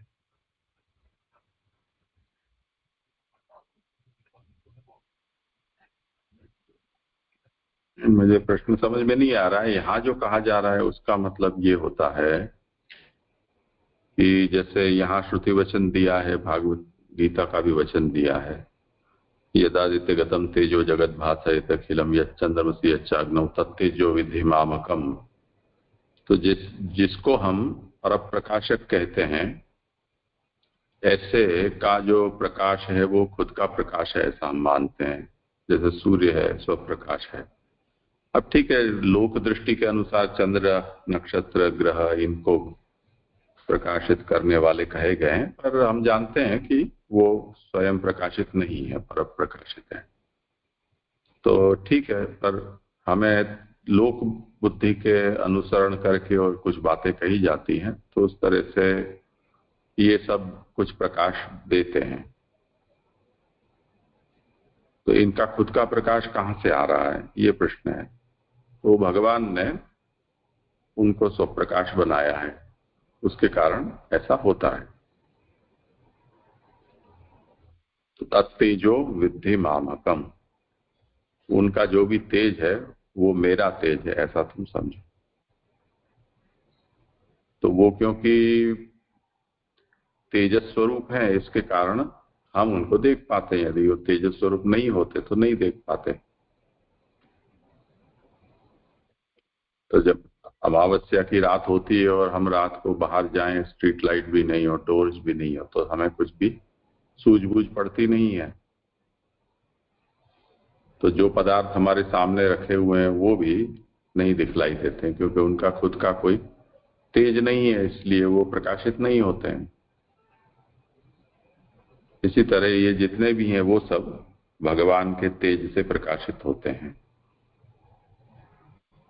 तो जिनके तेज से सब कुछ प्रकाशित होता है और वो हमारे ज्ञान का विषय बनता है, वो खुद भगवान के तेज से प्रकाशित हैं, यानी हमारा ज्ञान का विषय वो बन पाते हैं। तो ये भगवान का ही ज्ञान स्वरूप हुआ। इस संदर्भ में भगवान ज्ञान रूप बनते हैं। सब प्रकाशित करने वाले तो सब प्रभु ही है, और जिससे कारण वो हमें यानी नोबिलिटी आती है उसकी। ऐसे जी जी अच्छी तरह स्पष्ट।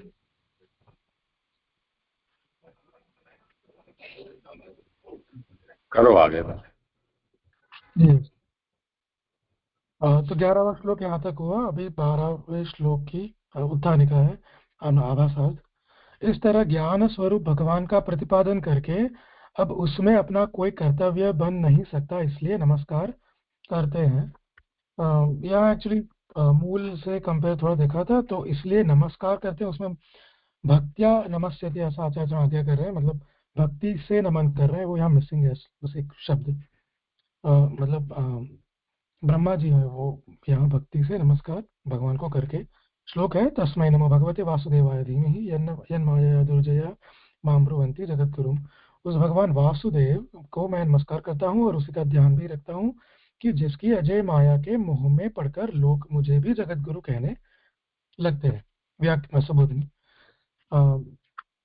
तस्मै नमो भगवते जो प्रथम चरण में है उसका अर्थ कर रहे हैं कि तस्मै मतलब तत् शब्द का लोक वेद प्रसिद्ध अर्थ है, अर्थात वह वासुदेव तत्ज्ञान रूप भगवान लोक में भी और वेद में भी प्रसिद्ध है। भगवते और आगे जो भगवते कहा तस्मै और भगवते का कहने का तात्पर्य है कि वह ज्ञान भगवान का न धर्म है और न अंश है, किंतु स्वरूप ही है। धर्म रूप ज्ञान तो पृथक है। इस नमस्कार का किंवा स्वरूप का प्रयोजन मोक्ष है। यहाँ नमस्कार से भक्ति कही है और धीमहि से ध्यान। यह निधि ध्यासन भक्ति का अंतरंग साधन है। तो यहाँ मुझे इतना समझ में आया था कि वासुदेव जो है उसकी व्याख्या के लिए आचार्य कह रहे कि ये जो है वो लोक वेद में प्रसिद्ध है। और नमन का जो है वो तो स्पष्ट है कि भक्ति से नमन कर रहे हैं। और जो निधि ध्यासन है, माने यहाँ पर बात हो रही है जो उत्तम जब सबका आधार बोले, जैसे हमने देखा स्वप्रकाशित है भगवान, तो वो ज्ञान का जो वो स्वरूप है भगवान का, वो भगवान का स्वरूप ही है। मतलब कोई उनका अंग हो या कोई गुण धर्म हो, वो ऐसा धर्म मतलब वो अलग है जो जो ज्ञान भगवान मतलब जो भगवान के जो गुण धर्म मन मानते हैं, जो ऐश्वर्य वीर्य यशस्वी उसमें जो ज्ञान है, उससे वो वाला ज्ञान जो है मुझे लग रहा है जैसे यहाँ पर वो कह रहे हैं कि पृथक है, किंतु यहाँ जो बात हो रही है वो भगवत स्वरूप ज्ञान की बात हो रही है। और भक्ति का जो अंतरंग साधन कहा तो मतलब वो मुझे पूरा स्पष्ट नहीं हुआ है। मतलब कह रहे हैं कि ये निधि ध्यासन मतलब जो उसमें देखा था प्रकाश में पुरुषोत्तम जी कह रहे हैं कि वो उत्तम आधार रूप ज्ञान है, पर भक्ति का अंतरंग साधन, तो उस लिंक जैसे स्पष्ट कीजिए। आगे लेता हूँ। इस तरह ज्ञान रूप भगवान का वर्णन करके कहते हैं कि उस भगवान की किसी को भी खबर नहीं होती। यह उचित ही है, क्योंकि यन माया, मतलब जो श्लोक में दूसरे चरण में आ रहा है, इस भगवान की एक माया शक्ति है जो इस ज्ञान रूप भगवान के ही सदा वश में रहती है। यह माया शक्ति जगतकर्ता भगवान की माया शक्ति से जुदी है। इसका काम जगत को भुलावा देना है और उस माया का काम जगत के कार्य को सहारा देना है, अथवा कभी कभी भगवान की आज्ञा से ही जगत को बना देना है। तो यहाँ जो दूसरे चरण में यन माया, तो वो किस माया की बात कर रहे हैं? तो वो यहाँ आज्ञा कर रहे हैं कि ये ज्ञान रूप भगवान जो है वो उसके कंट्रोल में रहने वाली एक शक्ति है जो माया है। वो जो जगत मतलब जो मतलब वहाँ वो समझ रहा हूँ कि योग माया जो भगवान की है उससे कोई अलग माया है ये, क्योंकि इसका जो काम है वही मोह कराने का काम है। तो वो है यहाँ पर बात कर रहे हैं उसके। और वो जो माया की बात कर रहे हैं कि वो जगत को बुला देती है जो इस प्रकार भगवान के मूल स्वरूप से, और जगत के इसीलिए जगत चलता है क्योंकि सब भूल गए हैं। तो वो जो जन्म मरण चक्र में घूमते रहते हैं, तो वो जगत के कार्य को सहारा भी देती है ऐसे। और कभी कभी अथवा एक और आचार्य करें कि कभी कभी भगवान की आज्ञा से वो जगत को बना भी देती है। आगे है इस माया का सामर्थ्य दिखाते हुए भागवत आज्ञा, मतलब आचार्य कह रहे हैं कि भागवत कह रही है दुर्जया। तो उससे वो इसका सामर्थ्य, इस माया का जो है उसका सामर्थ्य कि किसी के भी जीतने में नहीं आती, कोई प्राणी इसका जय नहीं कर सकता। इसी माया को वेदों ने वेद स्तुति में मारने लायक कही है। वेद भगवान का बोध कराते हैं और यह माया उस ज्ञान को भुलावा देती है, इसलिए मारणीय है। तो जो दुर्जय है, मान लिटरली हम समझते हैं कि किसी कोई जीत नहीं सकता इसे, किंतु यहाँ हमें समझना है कोई प्राणी उसका मतलब जो जीव है वो कोई इसे जीत नहीं सकता। वो गीता जी में भी भगवान आगे वैसे ही करते हैं एक जगह। तो और ये माया जो है आचार्य कह रहे हैं कि वेद स्तुति में ये बताया है कि मारने लायक है, क्योंकि वेद जो है वो भगवान का बोध कराते हैं। मतलब ये जो हमने देखा वो स्वयं प्रकाश ज्ञान स्वरूप भगवान का जो है उसका बोध कराते हैं, पर ये माया जो है वो उसके ऊपर पर्दा विक्षेप आवरण करके वो भुलावा देती है। तो ये मारणीय है, मतलब उसका निराकरण होना चाहिए। बड़े बड़े ज्ञानियों में भी उसका प्रभाव दिखता है। यह कहते हैं कि माम ब्रुवंती, मुझे ज्ञानदाता कहते हैं। क्रिया शक्ति तो भगवान के ही हाथ में रहती है, केवल कुछ ज्ञानांश हम लोगों को देते हैं, इसलिए हम भी जगत गुरु कहे जाते हैं, पर स्वतंत्रतया कुछ भी नहीं कर सकते।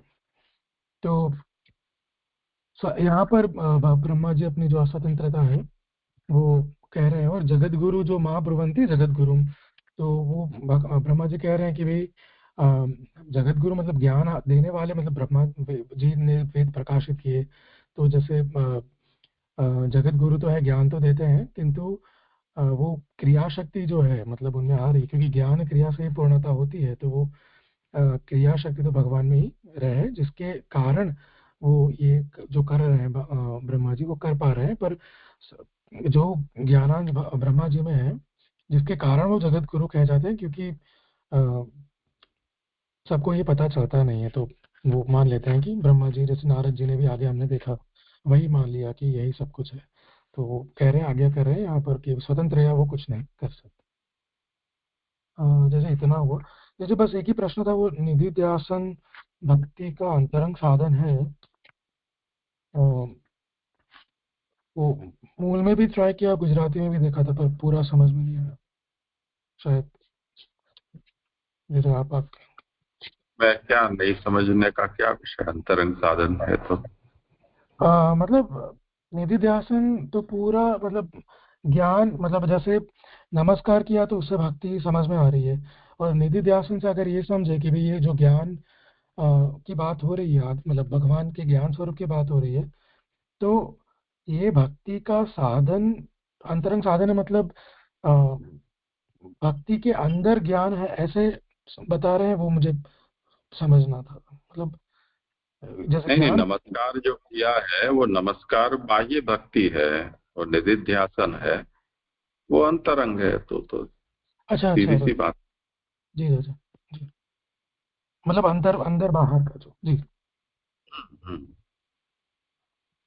जी जी, हाँ वो बार ये एक पंक्ति समझ में नहीं आ रही है। यन माया इस भगवान की माया शक्ति है जो ज्ञान रूप भगवान के ही सदावास में रहती है, ये समझ में आ रहा है मुझे। ये माया शक्ति जगत कर्ता भगवान की माया शक्ति से जुदी है। ये जो दोनों में ही समझ नहीं आ रहे हैं। और इसका काम जगत को बुलावा देना है, उस माया का काम जगत के कार्य को सहारा देना है, तो कभी कभी भगवान की आज्ञा से जगत को ही बना देना भी है। ये पंक्तियां ये समझ में नहीं आ रही है। हाँ करो समाधान। जी मतलब वो जो अलग शक्ति है यन माया से, पहला तो जो कहा कि जगत कर्ता भगवान की माया शक्ति से जुदी शक्ति है, तो भगवान की माया शक्ति से मैं समझ रहा हूँ कि भगवान की योग माया जो है, जो भगवान से हमें जुड़ाती है, क्योंकि भगवान की बहुत सारी शक्तियां हैं। तो एक माया शक्ति जो है, उस ये माया शक्ति की जो है यहाँ पर भागवत बात कर रही है, मतलब ब्रह्मा जी कह रहे हैं, वो वाली शक्ति योग माया शक्ति नहीं है, जैसे मैं ये समझ रहा हूँ, जैसे आप स्पष्ट कीजिए सही गलत। और ये जगत को बुलावा देना है और जगत के कार्य को सहारा देना है। उससे मैं ये समझा था कि क्योंकि ये जगत को भुला देती है, वो जगत को, ये भगवान के स्वरूप जो ज्ञान स्वरूप है, और ये जो हम जगत देखते हैं, हमें तो ये जगत भगवान के मतलब ज्ञान स्वरूप ऐसा दिखता नहीं है, हमें तो कुछ पदार्थ ही दिखते हैं। तो जो पर्दा है, मतलब तो वो ये माया के कारण हमें ये पर्दा है, तो बिकॉज हम भूल जाते हैं कि ये जगत जो है भगवान का ही रूप है, और वो जगत को भोगने लगते हैं इस माया के कारण हम, तो वो फिर जगत का वो जो है वो चलता रहता है। वरना तो अगर पता चल जाए सबको कि सब कुछ भगवान ही है, तो फिर तो सबका मोक्ष हो जाए ना, तो फिर जगत तो स्थिति उसकी रहेगी नहीं। ऐसा मुझे ऐसे समझ में। नहीं, पर प्रश्न ये उठता है कि माया का काम जगत के कार्य को सहारा देना है, अथवा कभी कभी भगवान की आज्ञा से जगत को भी बना देना भी है। ये दो पंक्तियां ना समझ में नहीं आ रही है। मुझे भी इसमें प्रश्न था, जो जिसे कुणाल भाई ने अभी कुणाल भाई समझाया, जैसे कि यानी एक तो सर्वभौम सामर्थ्य माया है जो सृष्टि के यानी कार्य के लिए है, और एक तो व्यामोहिका माया है जो यानी सबको बुला देने वाली है। ये मेरा प्रश्न वही लास्ट की लाइन में जो था कि भगवान की आज्ञा से कभी कभी, यानी जो व्यामोहिका माया है भगवान की आज्ञा से कभी कभी जगत बना देती है, ऐसा कहना चाहते हैं? नहीं, जो कारणभूता है वो भी कभी कभी जगत कर्त्री भी हो जाती है। जी जी। जब भगवान ये चाहते हैं कि मैं मुख्य करता रहूं और ये मेरी सहायिका रहे, तो सहायिका बन जाती है। भगवान ये कहे कि आज मुझे मूड नहीं है, तुम ही कर डालो, तो वो भी करते थे ऐसे। जी जी। हाँ जय जय। जैसे मतलब कल्प तो भेद से वो ना, फिर क्योंकि किसी कल्प में भगवान की आज्ञा जैसी हो वैसे। ऐसा होता होगा जी। और जी जैसे धन्यवाद प्रणाम। एक प्रश्न था जी, ये जो आगे आया ना कि ये जो ज्ञान है वो न भगवान का धर्म है न अंश है, किंतु स्वरूप है। और फिर ऐसा है धर्म रूप ज्ञान तो पृथक है। मतलब ज्ञान के दो प्रकार हुए, मतलब हम जो भगवान के 6 गुण देखते हैं, मतलब यश, भगवान के जो यश वीर्य ज्ञान आदि जो देखते हैं हम, वो ज्ञान पृथक है। और यहाँ ज्ञान रूप जो हमने आगे के श्लोक में समझा कि भगवान ज्ञान रूप सब बन रहे हैं, मतलब पहले 2-3 पंक्ति में हमने जो देखा कि भगवान का यह ज्ञान अंश रूप स्व प्रकाश है। तो इस तरह से समझा स्वरूप रूप ज्ञान अलग है और भगवान का धर्म रूप ज्ञान अलग है। अच्छा,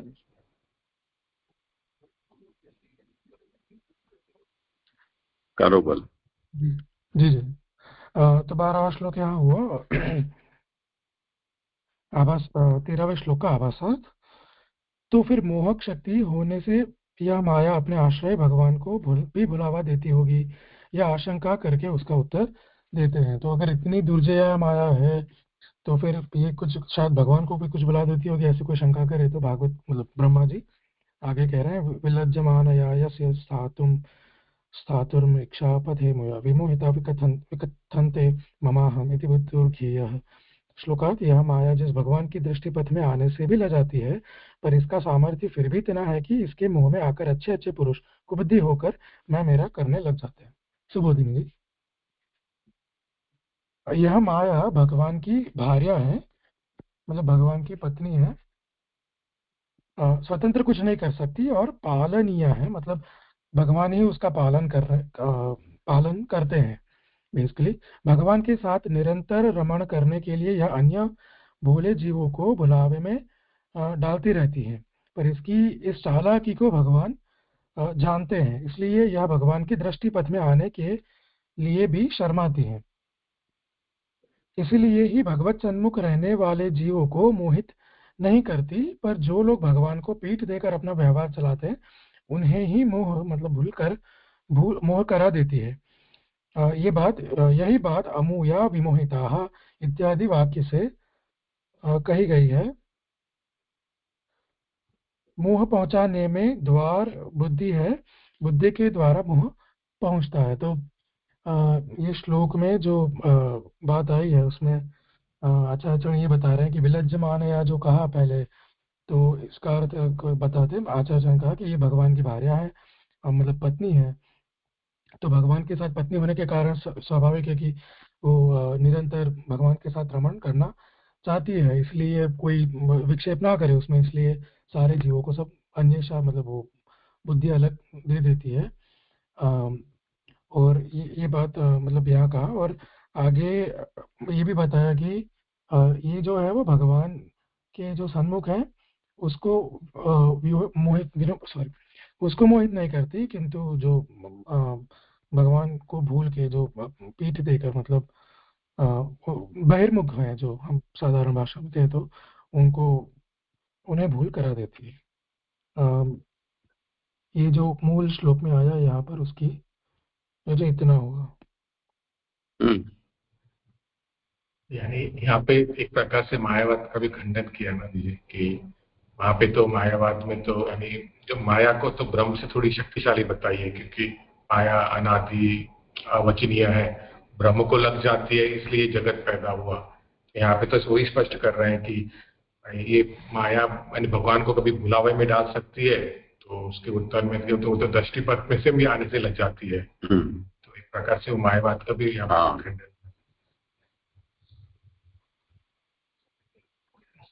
करो आगे जी। श्लोक 14 18। इस तरह परिकर सहित ज्ञान का निरूपण करके अब आत्मा की समझ बैठाने के लिए तत्व का निरूपण करते हैं। द्रव्यम कर्म च कालस्य स्वभाव जीव एवं च वासुदेवात् परो ब्रह्मन् न चान्योर्थो स्थित तत्वतः। श्लोक। इस जगत में द्रव्य कर्म काल स्वभाव और जीव भी हैं ही अनेक पदार्थ हैं, पर ये सब वासुदेव भगवान से जुड़े नहीं है, यह सब भी वासुदेव ही है। हे ब्रह्मन, वास्तव में देखा जाए तो दूसरा पदार्थ ही तत्व रूप से नहीं है, एक ही तत्व ज्ञान पुरुष या अनेक रूप में है। सुबोधिनी जी, मतलब आभासार तो ये कहा कि पहले तो जो हमने देखा ब्रह्मा जी के जो अपने आगे 9वें श्लोक से चालू मतलब हुए ब्रह्मा जी के, वो यहाँ तक परिकर सहित ज्ञान का मतलब वो जो भगवान के ज्ञान प्रकाश का जो तेज स्वरूप है उनका निरूपण करके अब जो दूसरा प्रश्न ज्ञान का जो प्रश्न था वो यहाँ हुआ। अभी जो दूसरा प्रश्न आत्मा था वो उसकी समझ बैठाने के लिए यहाँ तक वो मतलब उसका जो सॉर्ट ऑफ प्रोलॉग जैसे हो वैसे यहाँ आत्मा की समझ बता रहे हैं। सुबोधन जी, यह सारा जगत कुछ भी नाना तत्व नहीं है, पर सब पदार्थों का एक ही तत्व है। जगत वर्ती सभी पदार्थों में द्रव्य कर्म काल स्वभाव और जीव ये 5 पदार्थ देखे जाते हैं, इसलिए ये सब कुछ पंचांग कहा जाता है। अब यदि इन 5 वस्तुओं का भी तत्व भगवान वासुदेव ही है, तो फिर इनसे बने हुए सभी पदार्थों का वस्तु तत्व भी यही भगवान होता है। उन 5 वस्तुओं को गिनाते हैं। तो यहाँ पर आचार्य जो ये बात कर रहे हैं पहले तो कि जो मूल में है द्रव्य कर्म काल स्वभाव जीव, जो गिनाए तो वो जो है वो सारे तत्व जो है उसका तत्व एक ही है, मतलब उसका जो मूलभूत तत्व है जिससे ये बने हैं वो भी कोई अलग नहीं है, सबका तत्व एक ही है। हमें 5 अलग अलग दिखते हैं, इसलिए जो हमें सब कुछ वेद दृष्टि से वो अलग लगता है, किंतु मूल में ऐसा नहीं है। अभी 5 जो है तो उसको आचार्य चरण एक एक करके यहाँ गिनाते हैं। तो सर्वप्रथम द्रव्य को लेते हैं। पहला पदार्थ द्रव्य है, यह अधिभूत पदार्थ है और सबका अवांतर समवायी कारण है। इसे ही हम पंच महाभूत आदि कहते हैं। तो द्रव्य जो है वो मतलब जो जड़ है, मतलब बेसिकली हमें जड़ पदार्थ वो जगत सृष्टि है जो हम देखते हैं, जितना भी जड़, तो वो सृष्टि का समवायी मतलब उसका कारण है। जो महाभूत मतलब जो पंच महाभूत हैं वो जड़ हैं, तो पंच महाभूत जड़ होने के कारण वो समवायी कारण, और जो समवाय समवायी मतलब वो प्रमेय रत्न संग्रह में हमने देखा था कि उसका हमेशा वहाँ संबंध रहता है, जैसे मतलब मक्खन में दूध का संबंध रहता ही है, या सोने के गहने में सोने का संबंध जैसा समवायी रहता है। वो उस एंगल पे कह रहे हैं कि वो मूलभूत जो तत्व है उसका संबंध वहां पर है ही, मतलब ऐसा ना समझे कि नहीं है। दूसरा जो है वो कर्म है। दूसरा कर्म यह साधारण भगवत क्रिया है जो जगत के जन्म में निमित्त कारण होता है। यह कर्म के साथ च भी दिया है। उसका तात्पर्य यह है कि भूत संस्कार रूप कर्म दो तरह का है। प्रत्यक्ष क्रिया को ही अतिशय अदृष्ट संस्कार वासना या संचित नामों से कहा गया है। तो यहाँ पर कर्म को समझाते हुए कह रहे हैं कि भी जो साधारण कारण जो मतलब आपने आज्ञा करी आगे, साधारण कारण माने यूनिवर्सल जो है वो, मतलब हम समझते ही हैं कि वो उसका ही मतलब सर्वसामान्य जो कारण है वो कर्म है।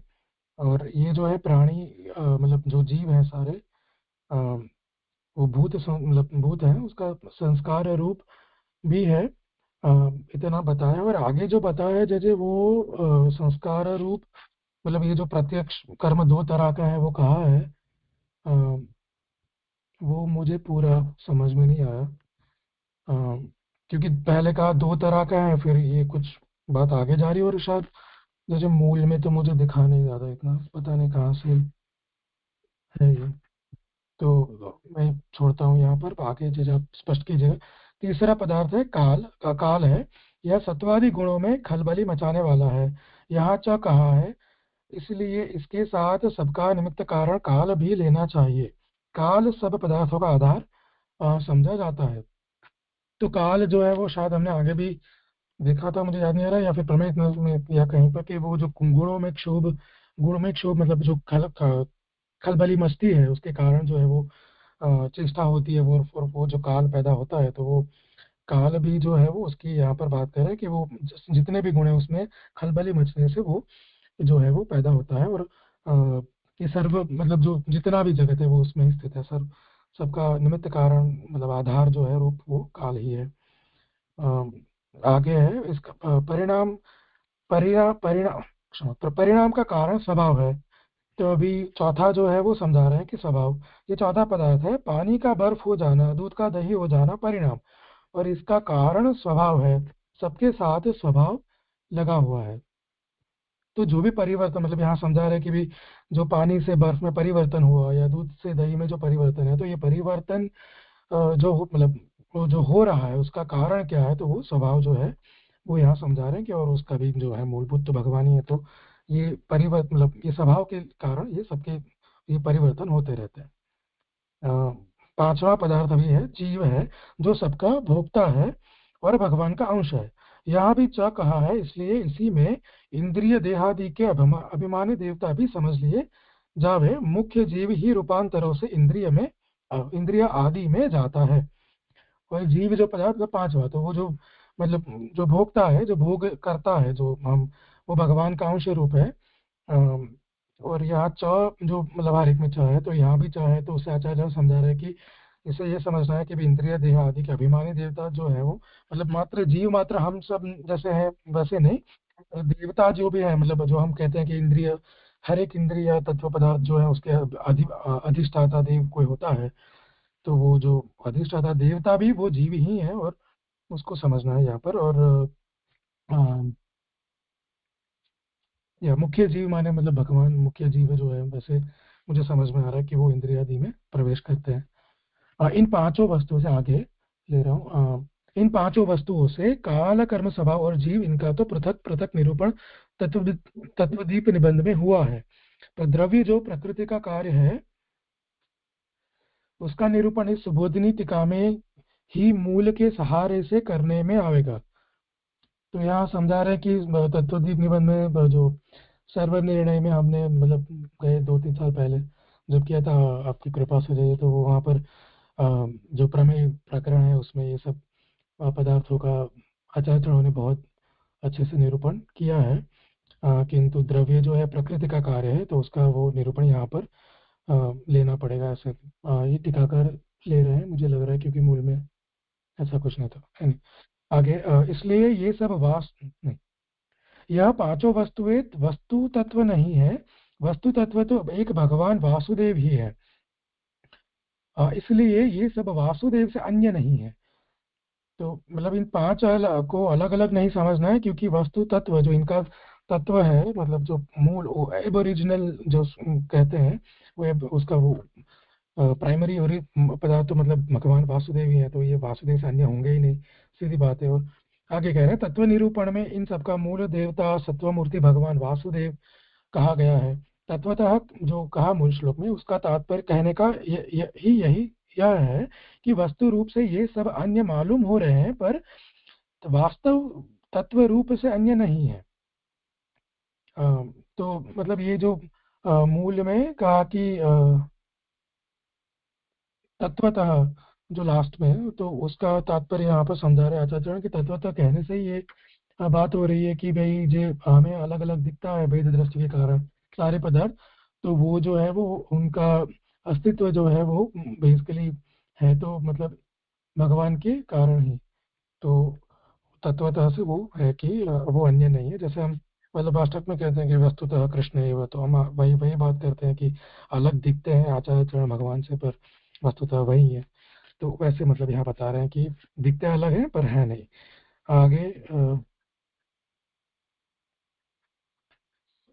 पर वास्तव तत्व रूप से अन्य नहीं है, क्योंकि अस्थि शब्द वाच्य वासुदेव ही है। उसी का अस्तित्व इनमें बढ़ रहा है। जो अस्थि शब्द आया तो उससे वही मतलब वो जो पूरा वस्तु तस्तु यही है, ये बात कर रहे हैं। ब्रह्मन यह संबोधन इस विषय में आती हुई असंभावना को दूर करने के लिए है, अर्थात नारद तू भी तो ब्रह्म है।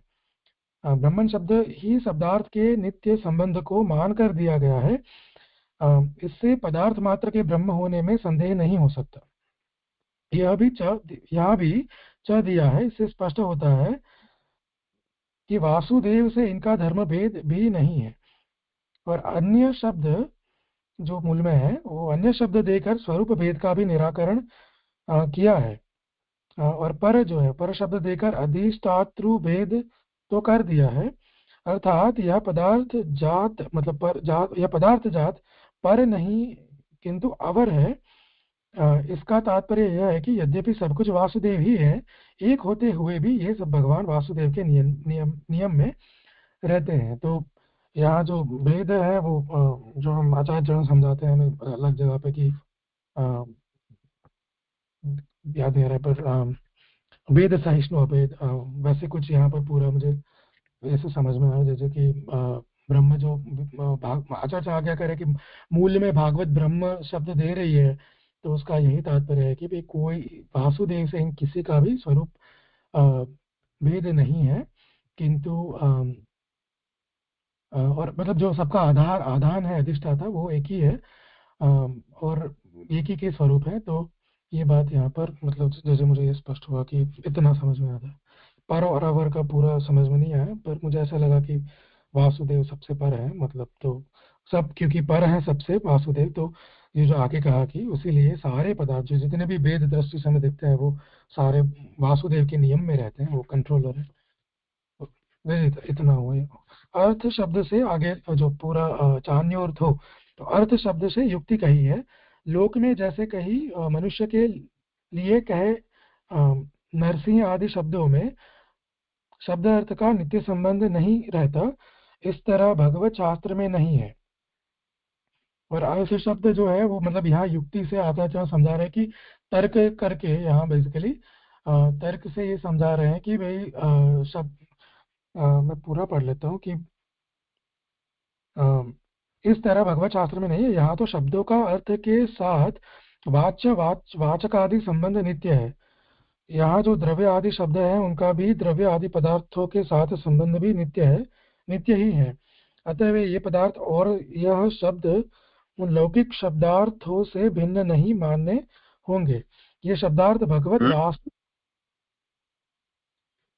जी क्या यार अतएव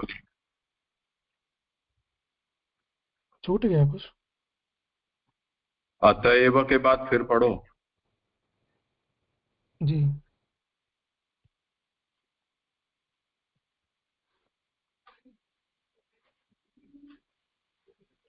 अतएव उसके बाद पढ़ो। अतएव ये पदार्थ और यह शब्द उन लौकिक शब्दार्थों से भिन्न ही मानने होंगे। हाँ, ये शब्द नहीं जी नहीं बोले ना तुम। अच्छा मैं छूट गया, क्षमा दीजिए। ये शब्दार्थ भगवत वासुदेवात्मक है क्योंकि नित्य सिद्ध है, अस्थि रूप है। यह सब शास्त्रार्थ सदैव सौम्येद मग्र आसित श्रुति में स्पष्ट है। जितना पदार्थ है सब सदात्मक है, उस सत्य के ही अनेक विकल्प कर दिए गए हैं। वास्तव में सब पदार्थ भगवत रूप है। अतएव यहाँ एक रूप और नित्य कहे गए हैं।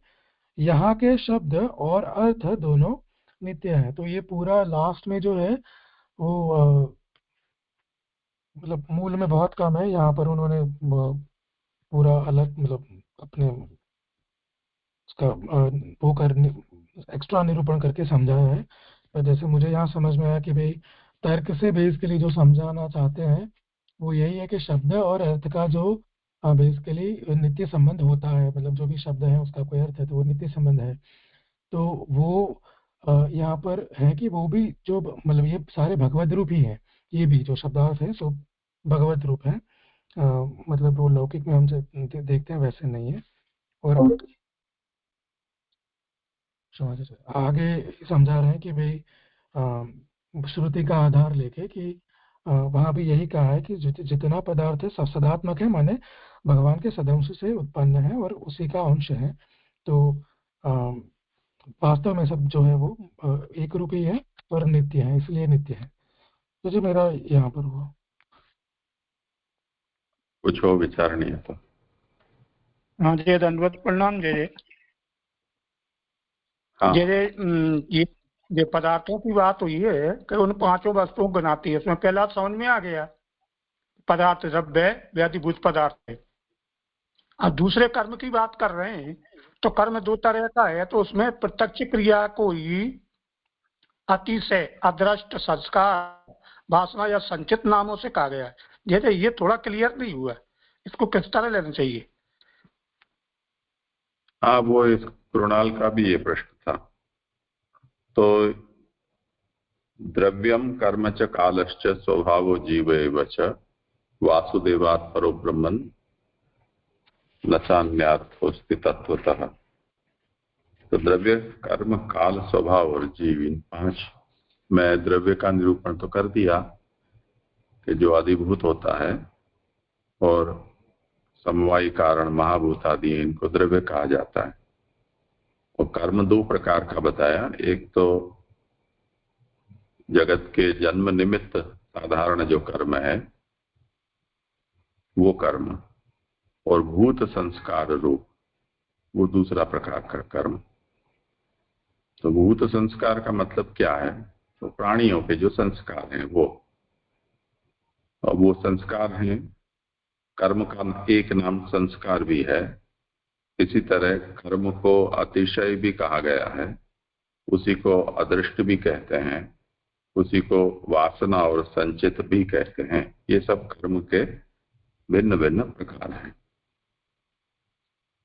तो उसमें जैसे अतिशय है, अतिशय का मतलब आप जो कुछ कर रहे हो उसमें जो आपको दिखलाई देने वाली क्रिया है वो जो कोई भी प्रकार की हो, परंतु उसका यदि कोई आध्यात्मिक फल पैदा होता हो तो वो उसमें अतिशय माना जाता है। इसी तरह अदृष्ट यानी जो दिखाई देने वाला कर्म है वो कुछ न दिखलाई देने आवाज वाला। नहीं आ रही जी। नहीं, आवाज आ रही है स्पष्ट एकदम।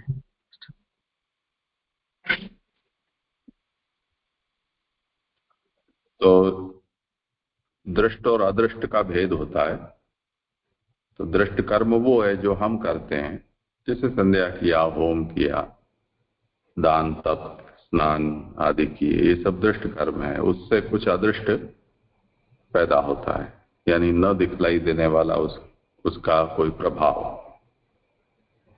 इसी तरह कर्म की संस्कार भी होते हैं, उसी तरह कर्म वासना भी होते हैं, और इसी तरह संचित भी कर्म होते हैं। तो ये सब कर्म के भिन्न भिन्न प्रकार हैं, उनको यहाँ दूसरे प्रकार के अंतर्गत कहा गया है। पर ये भी सब कुछ भगवान ही है, ये कहना चाहते हैं।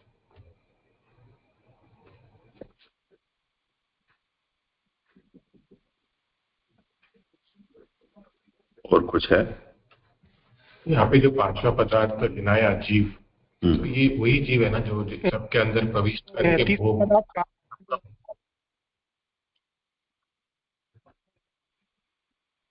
आपकी आवाज टूट के आ रही है, एक आध शब्द ही सुनाई दिया।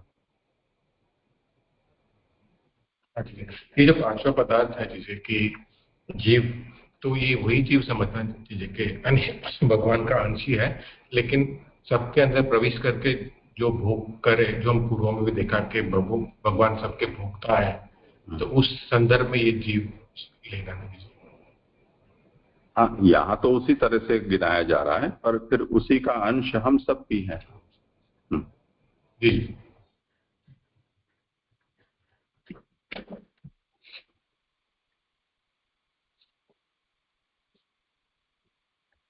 ठीक है। तो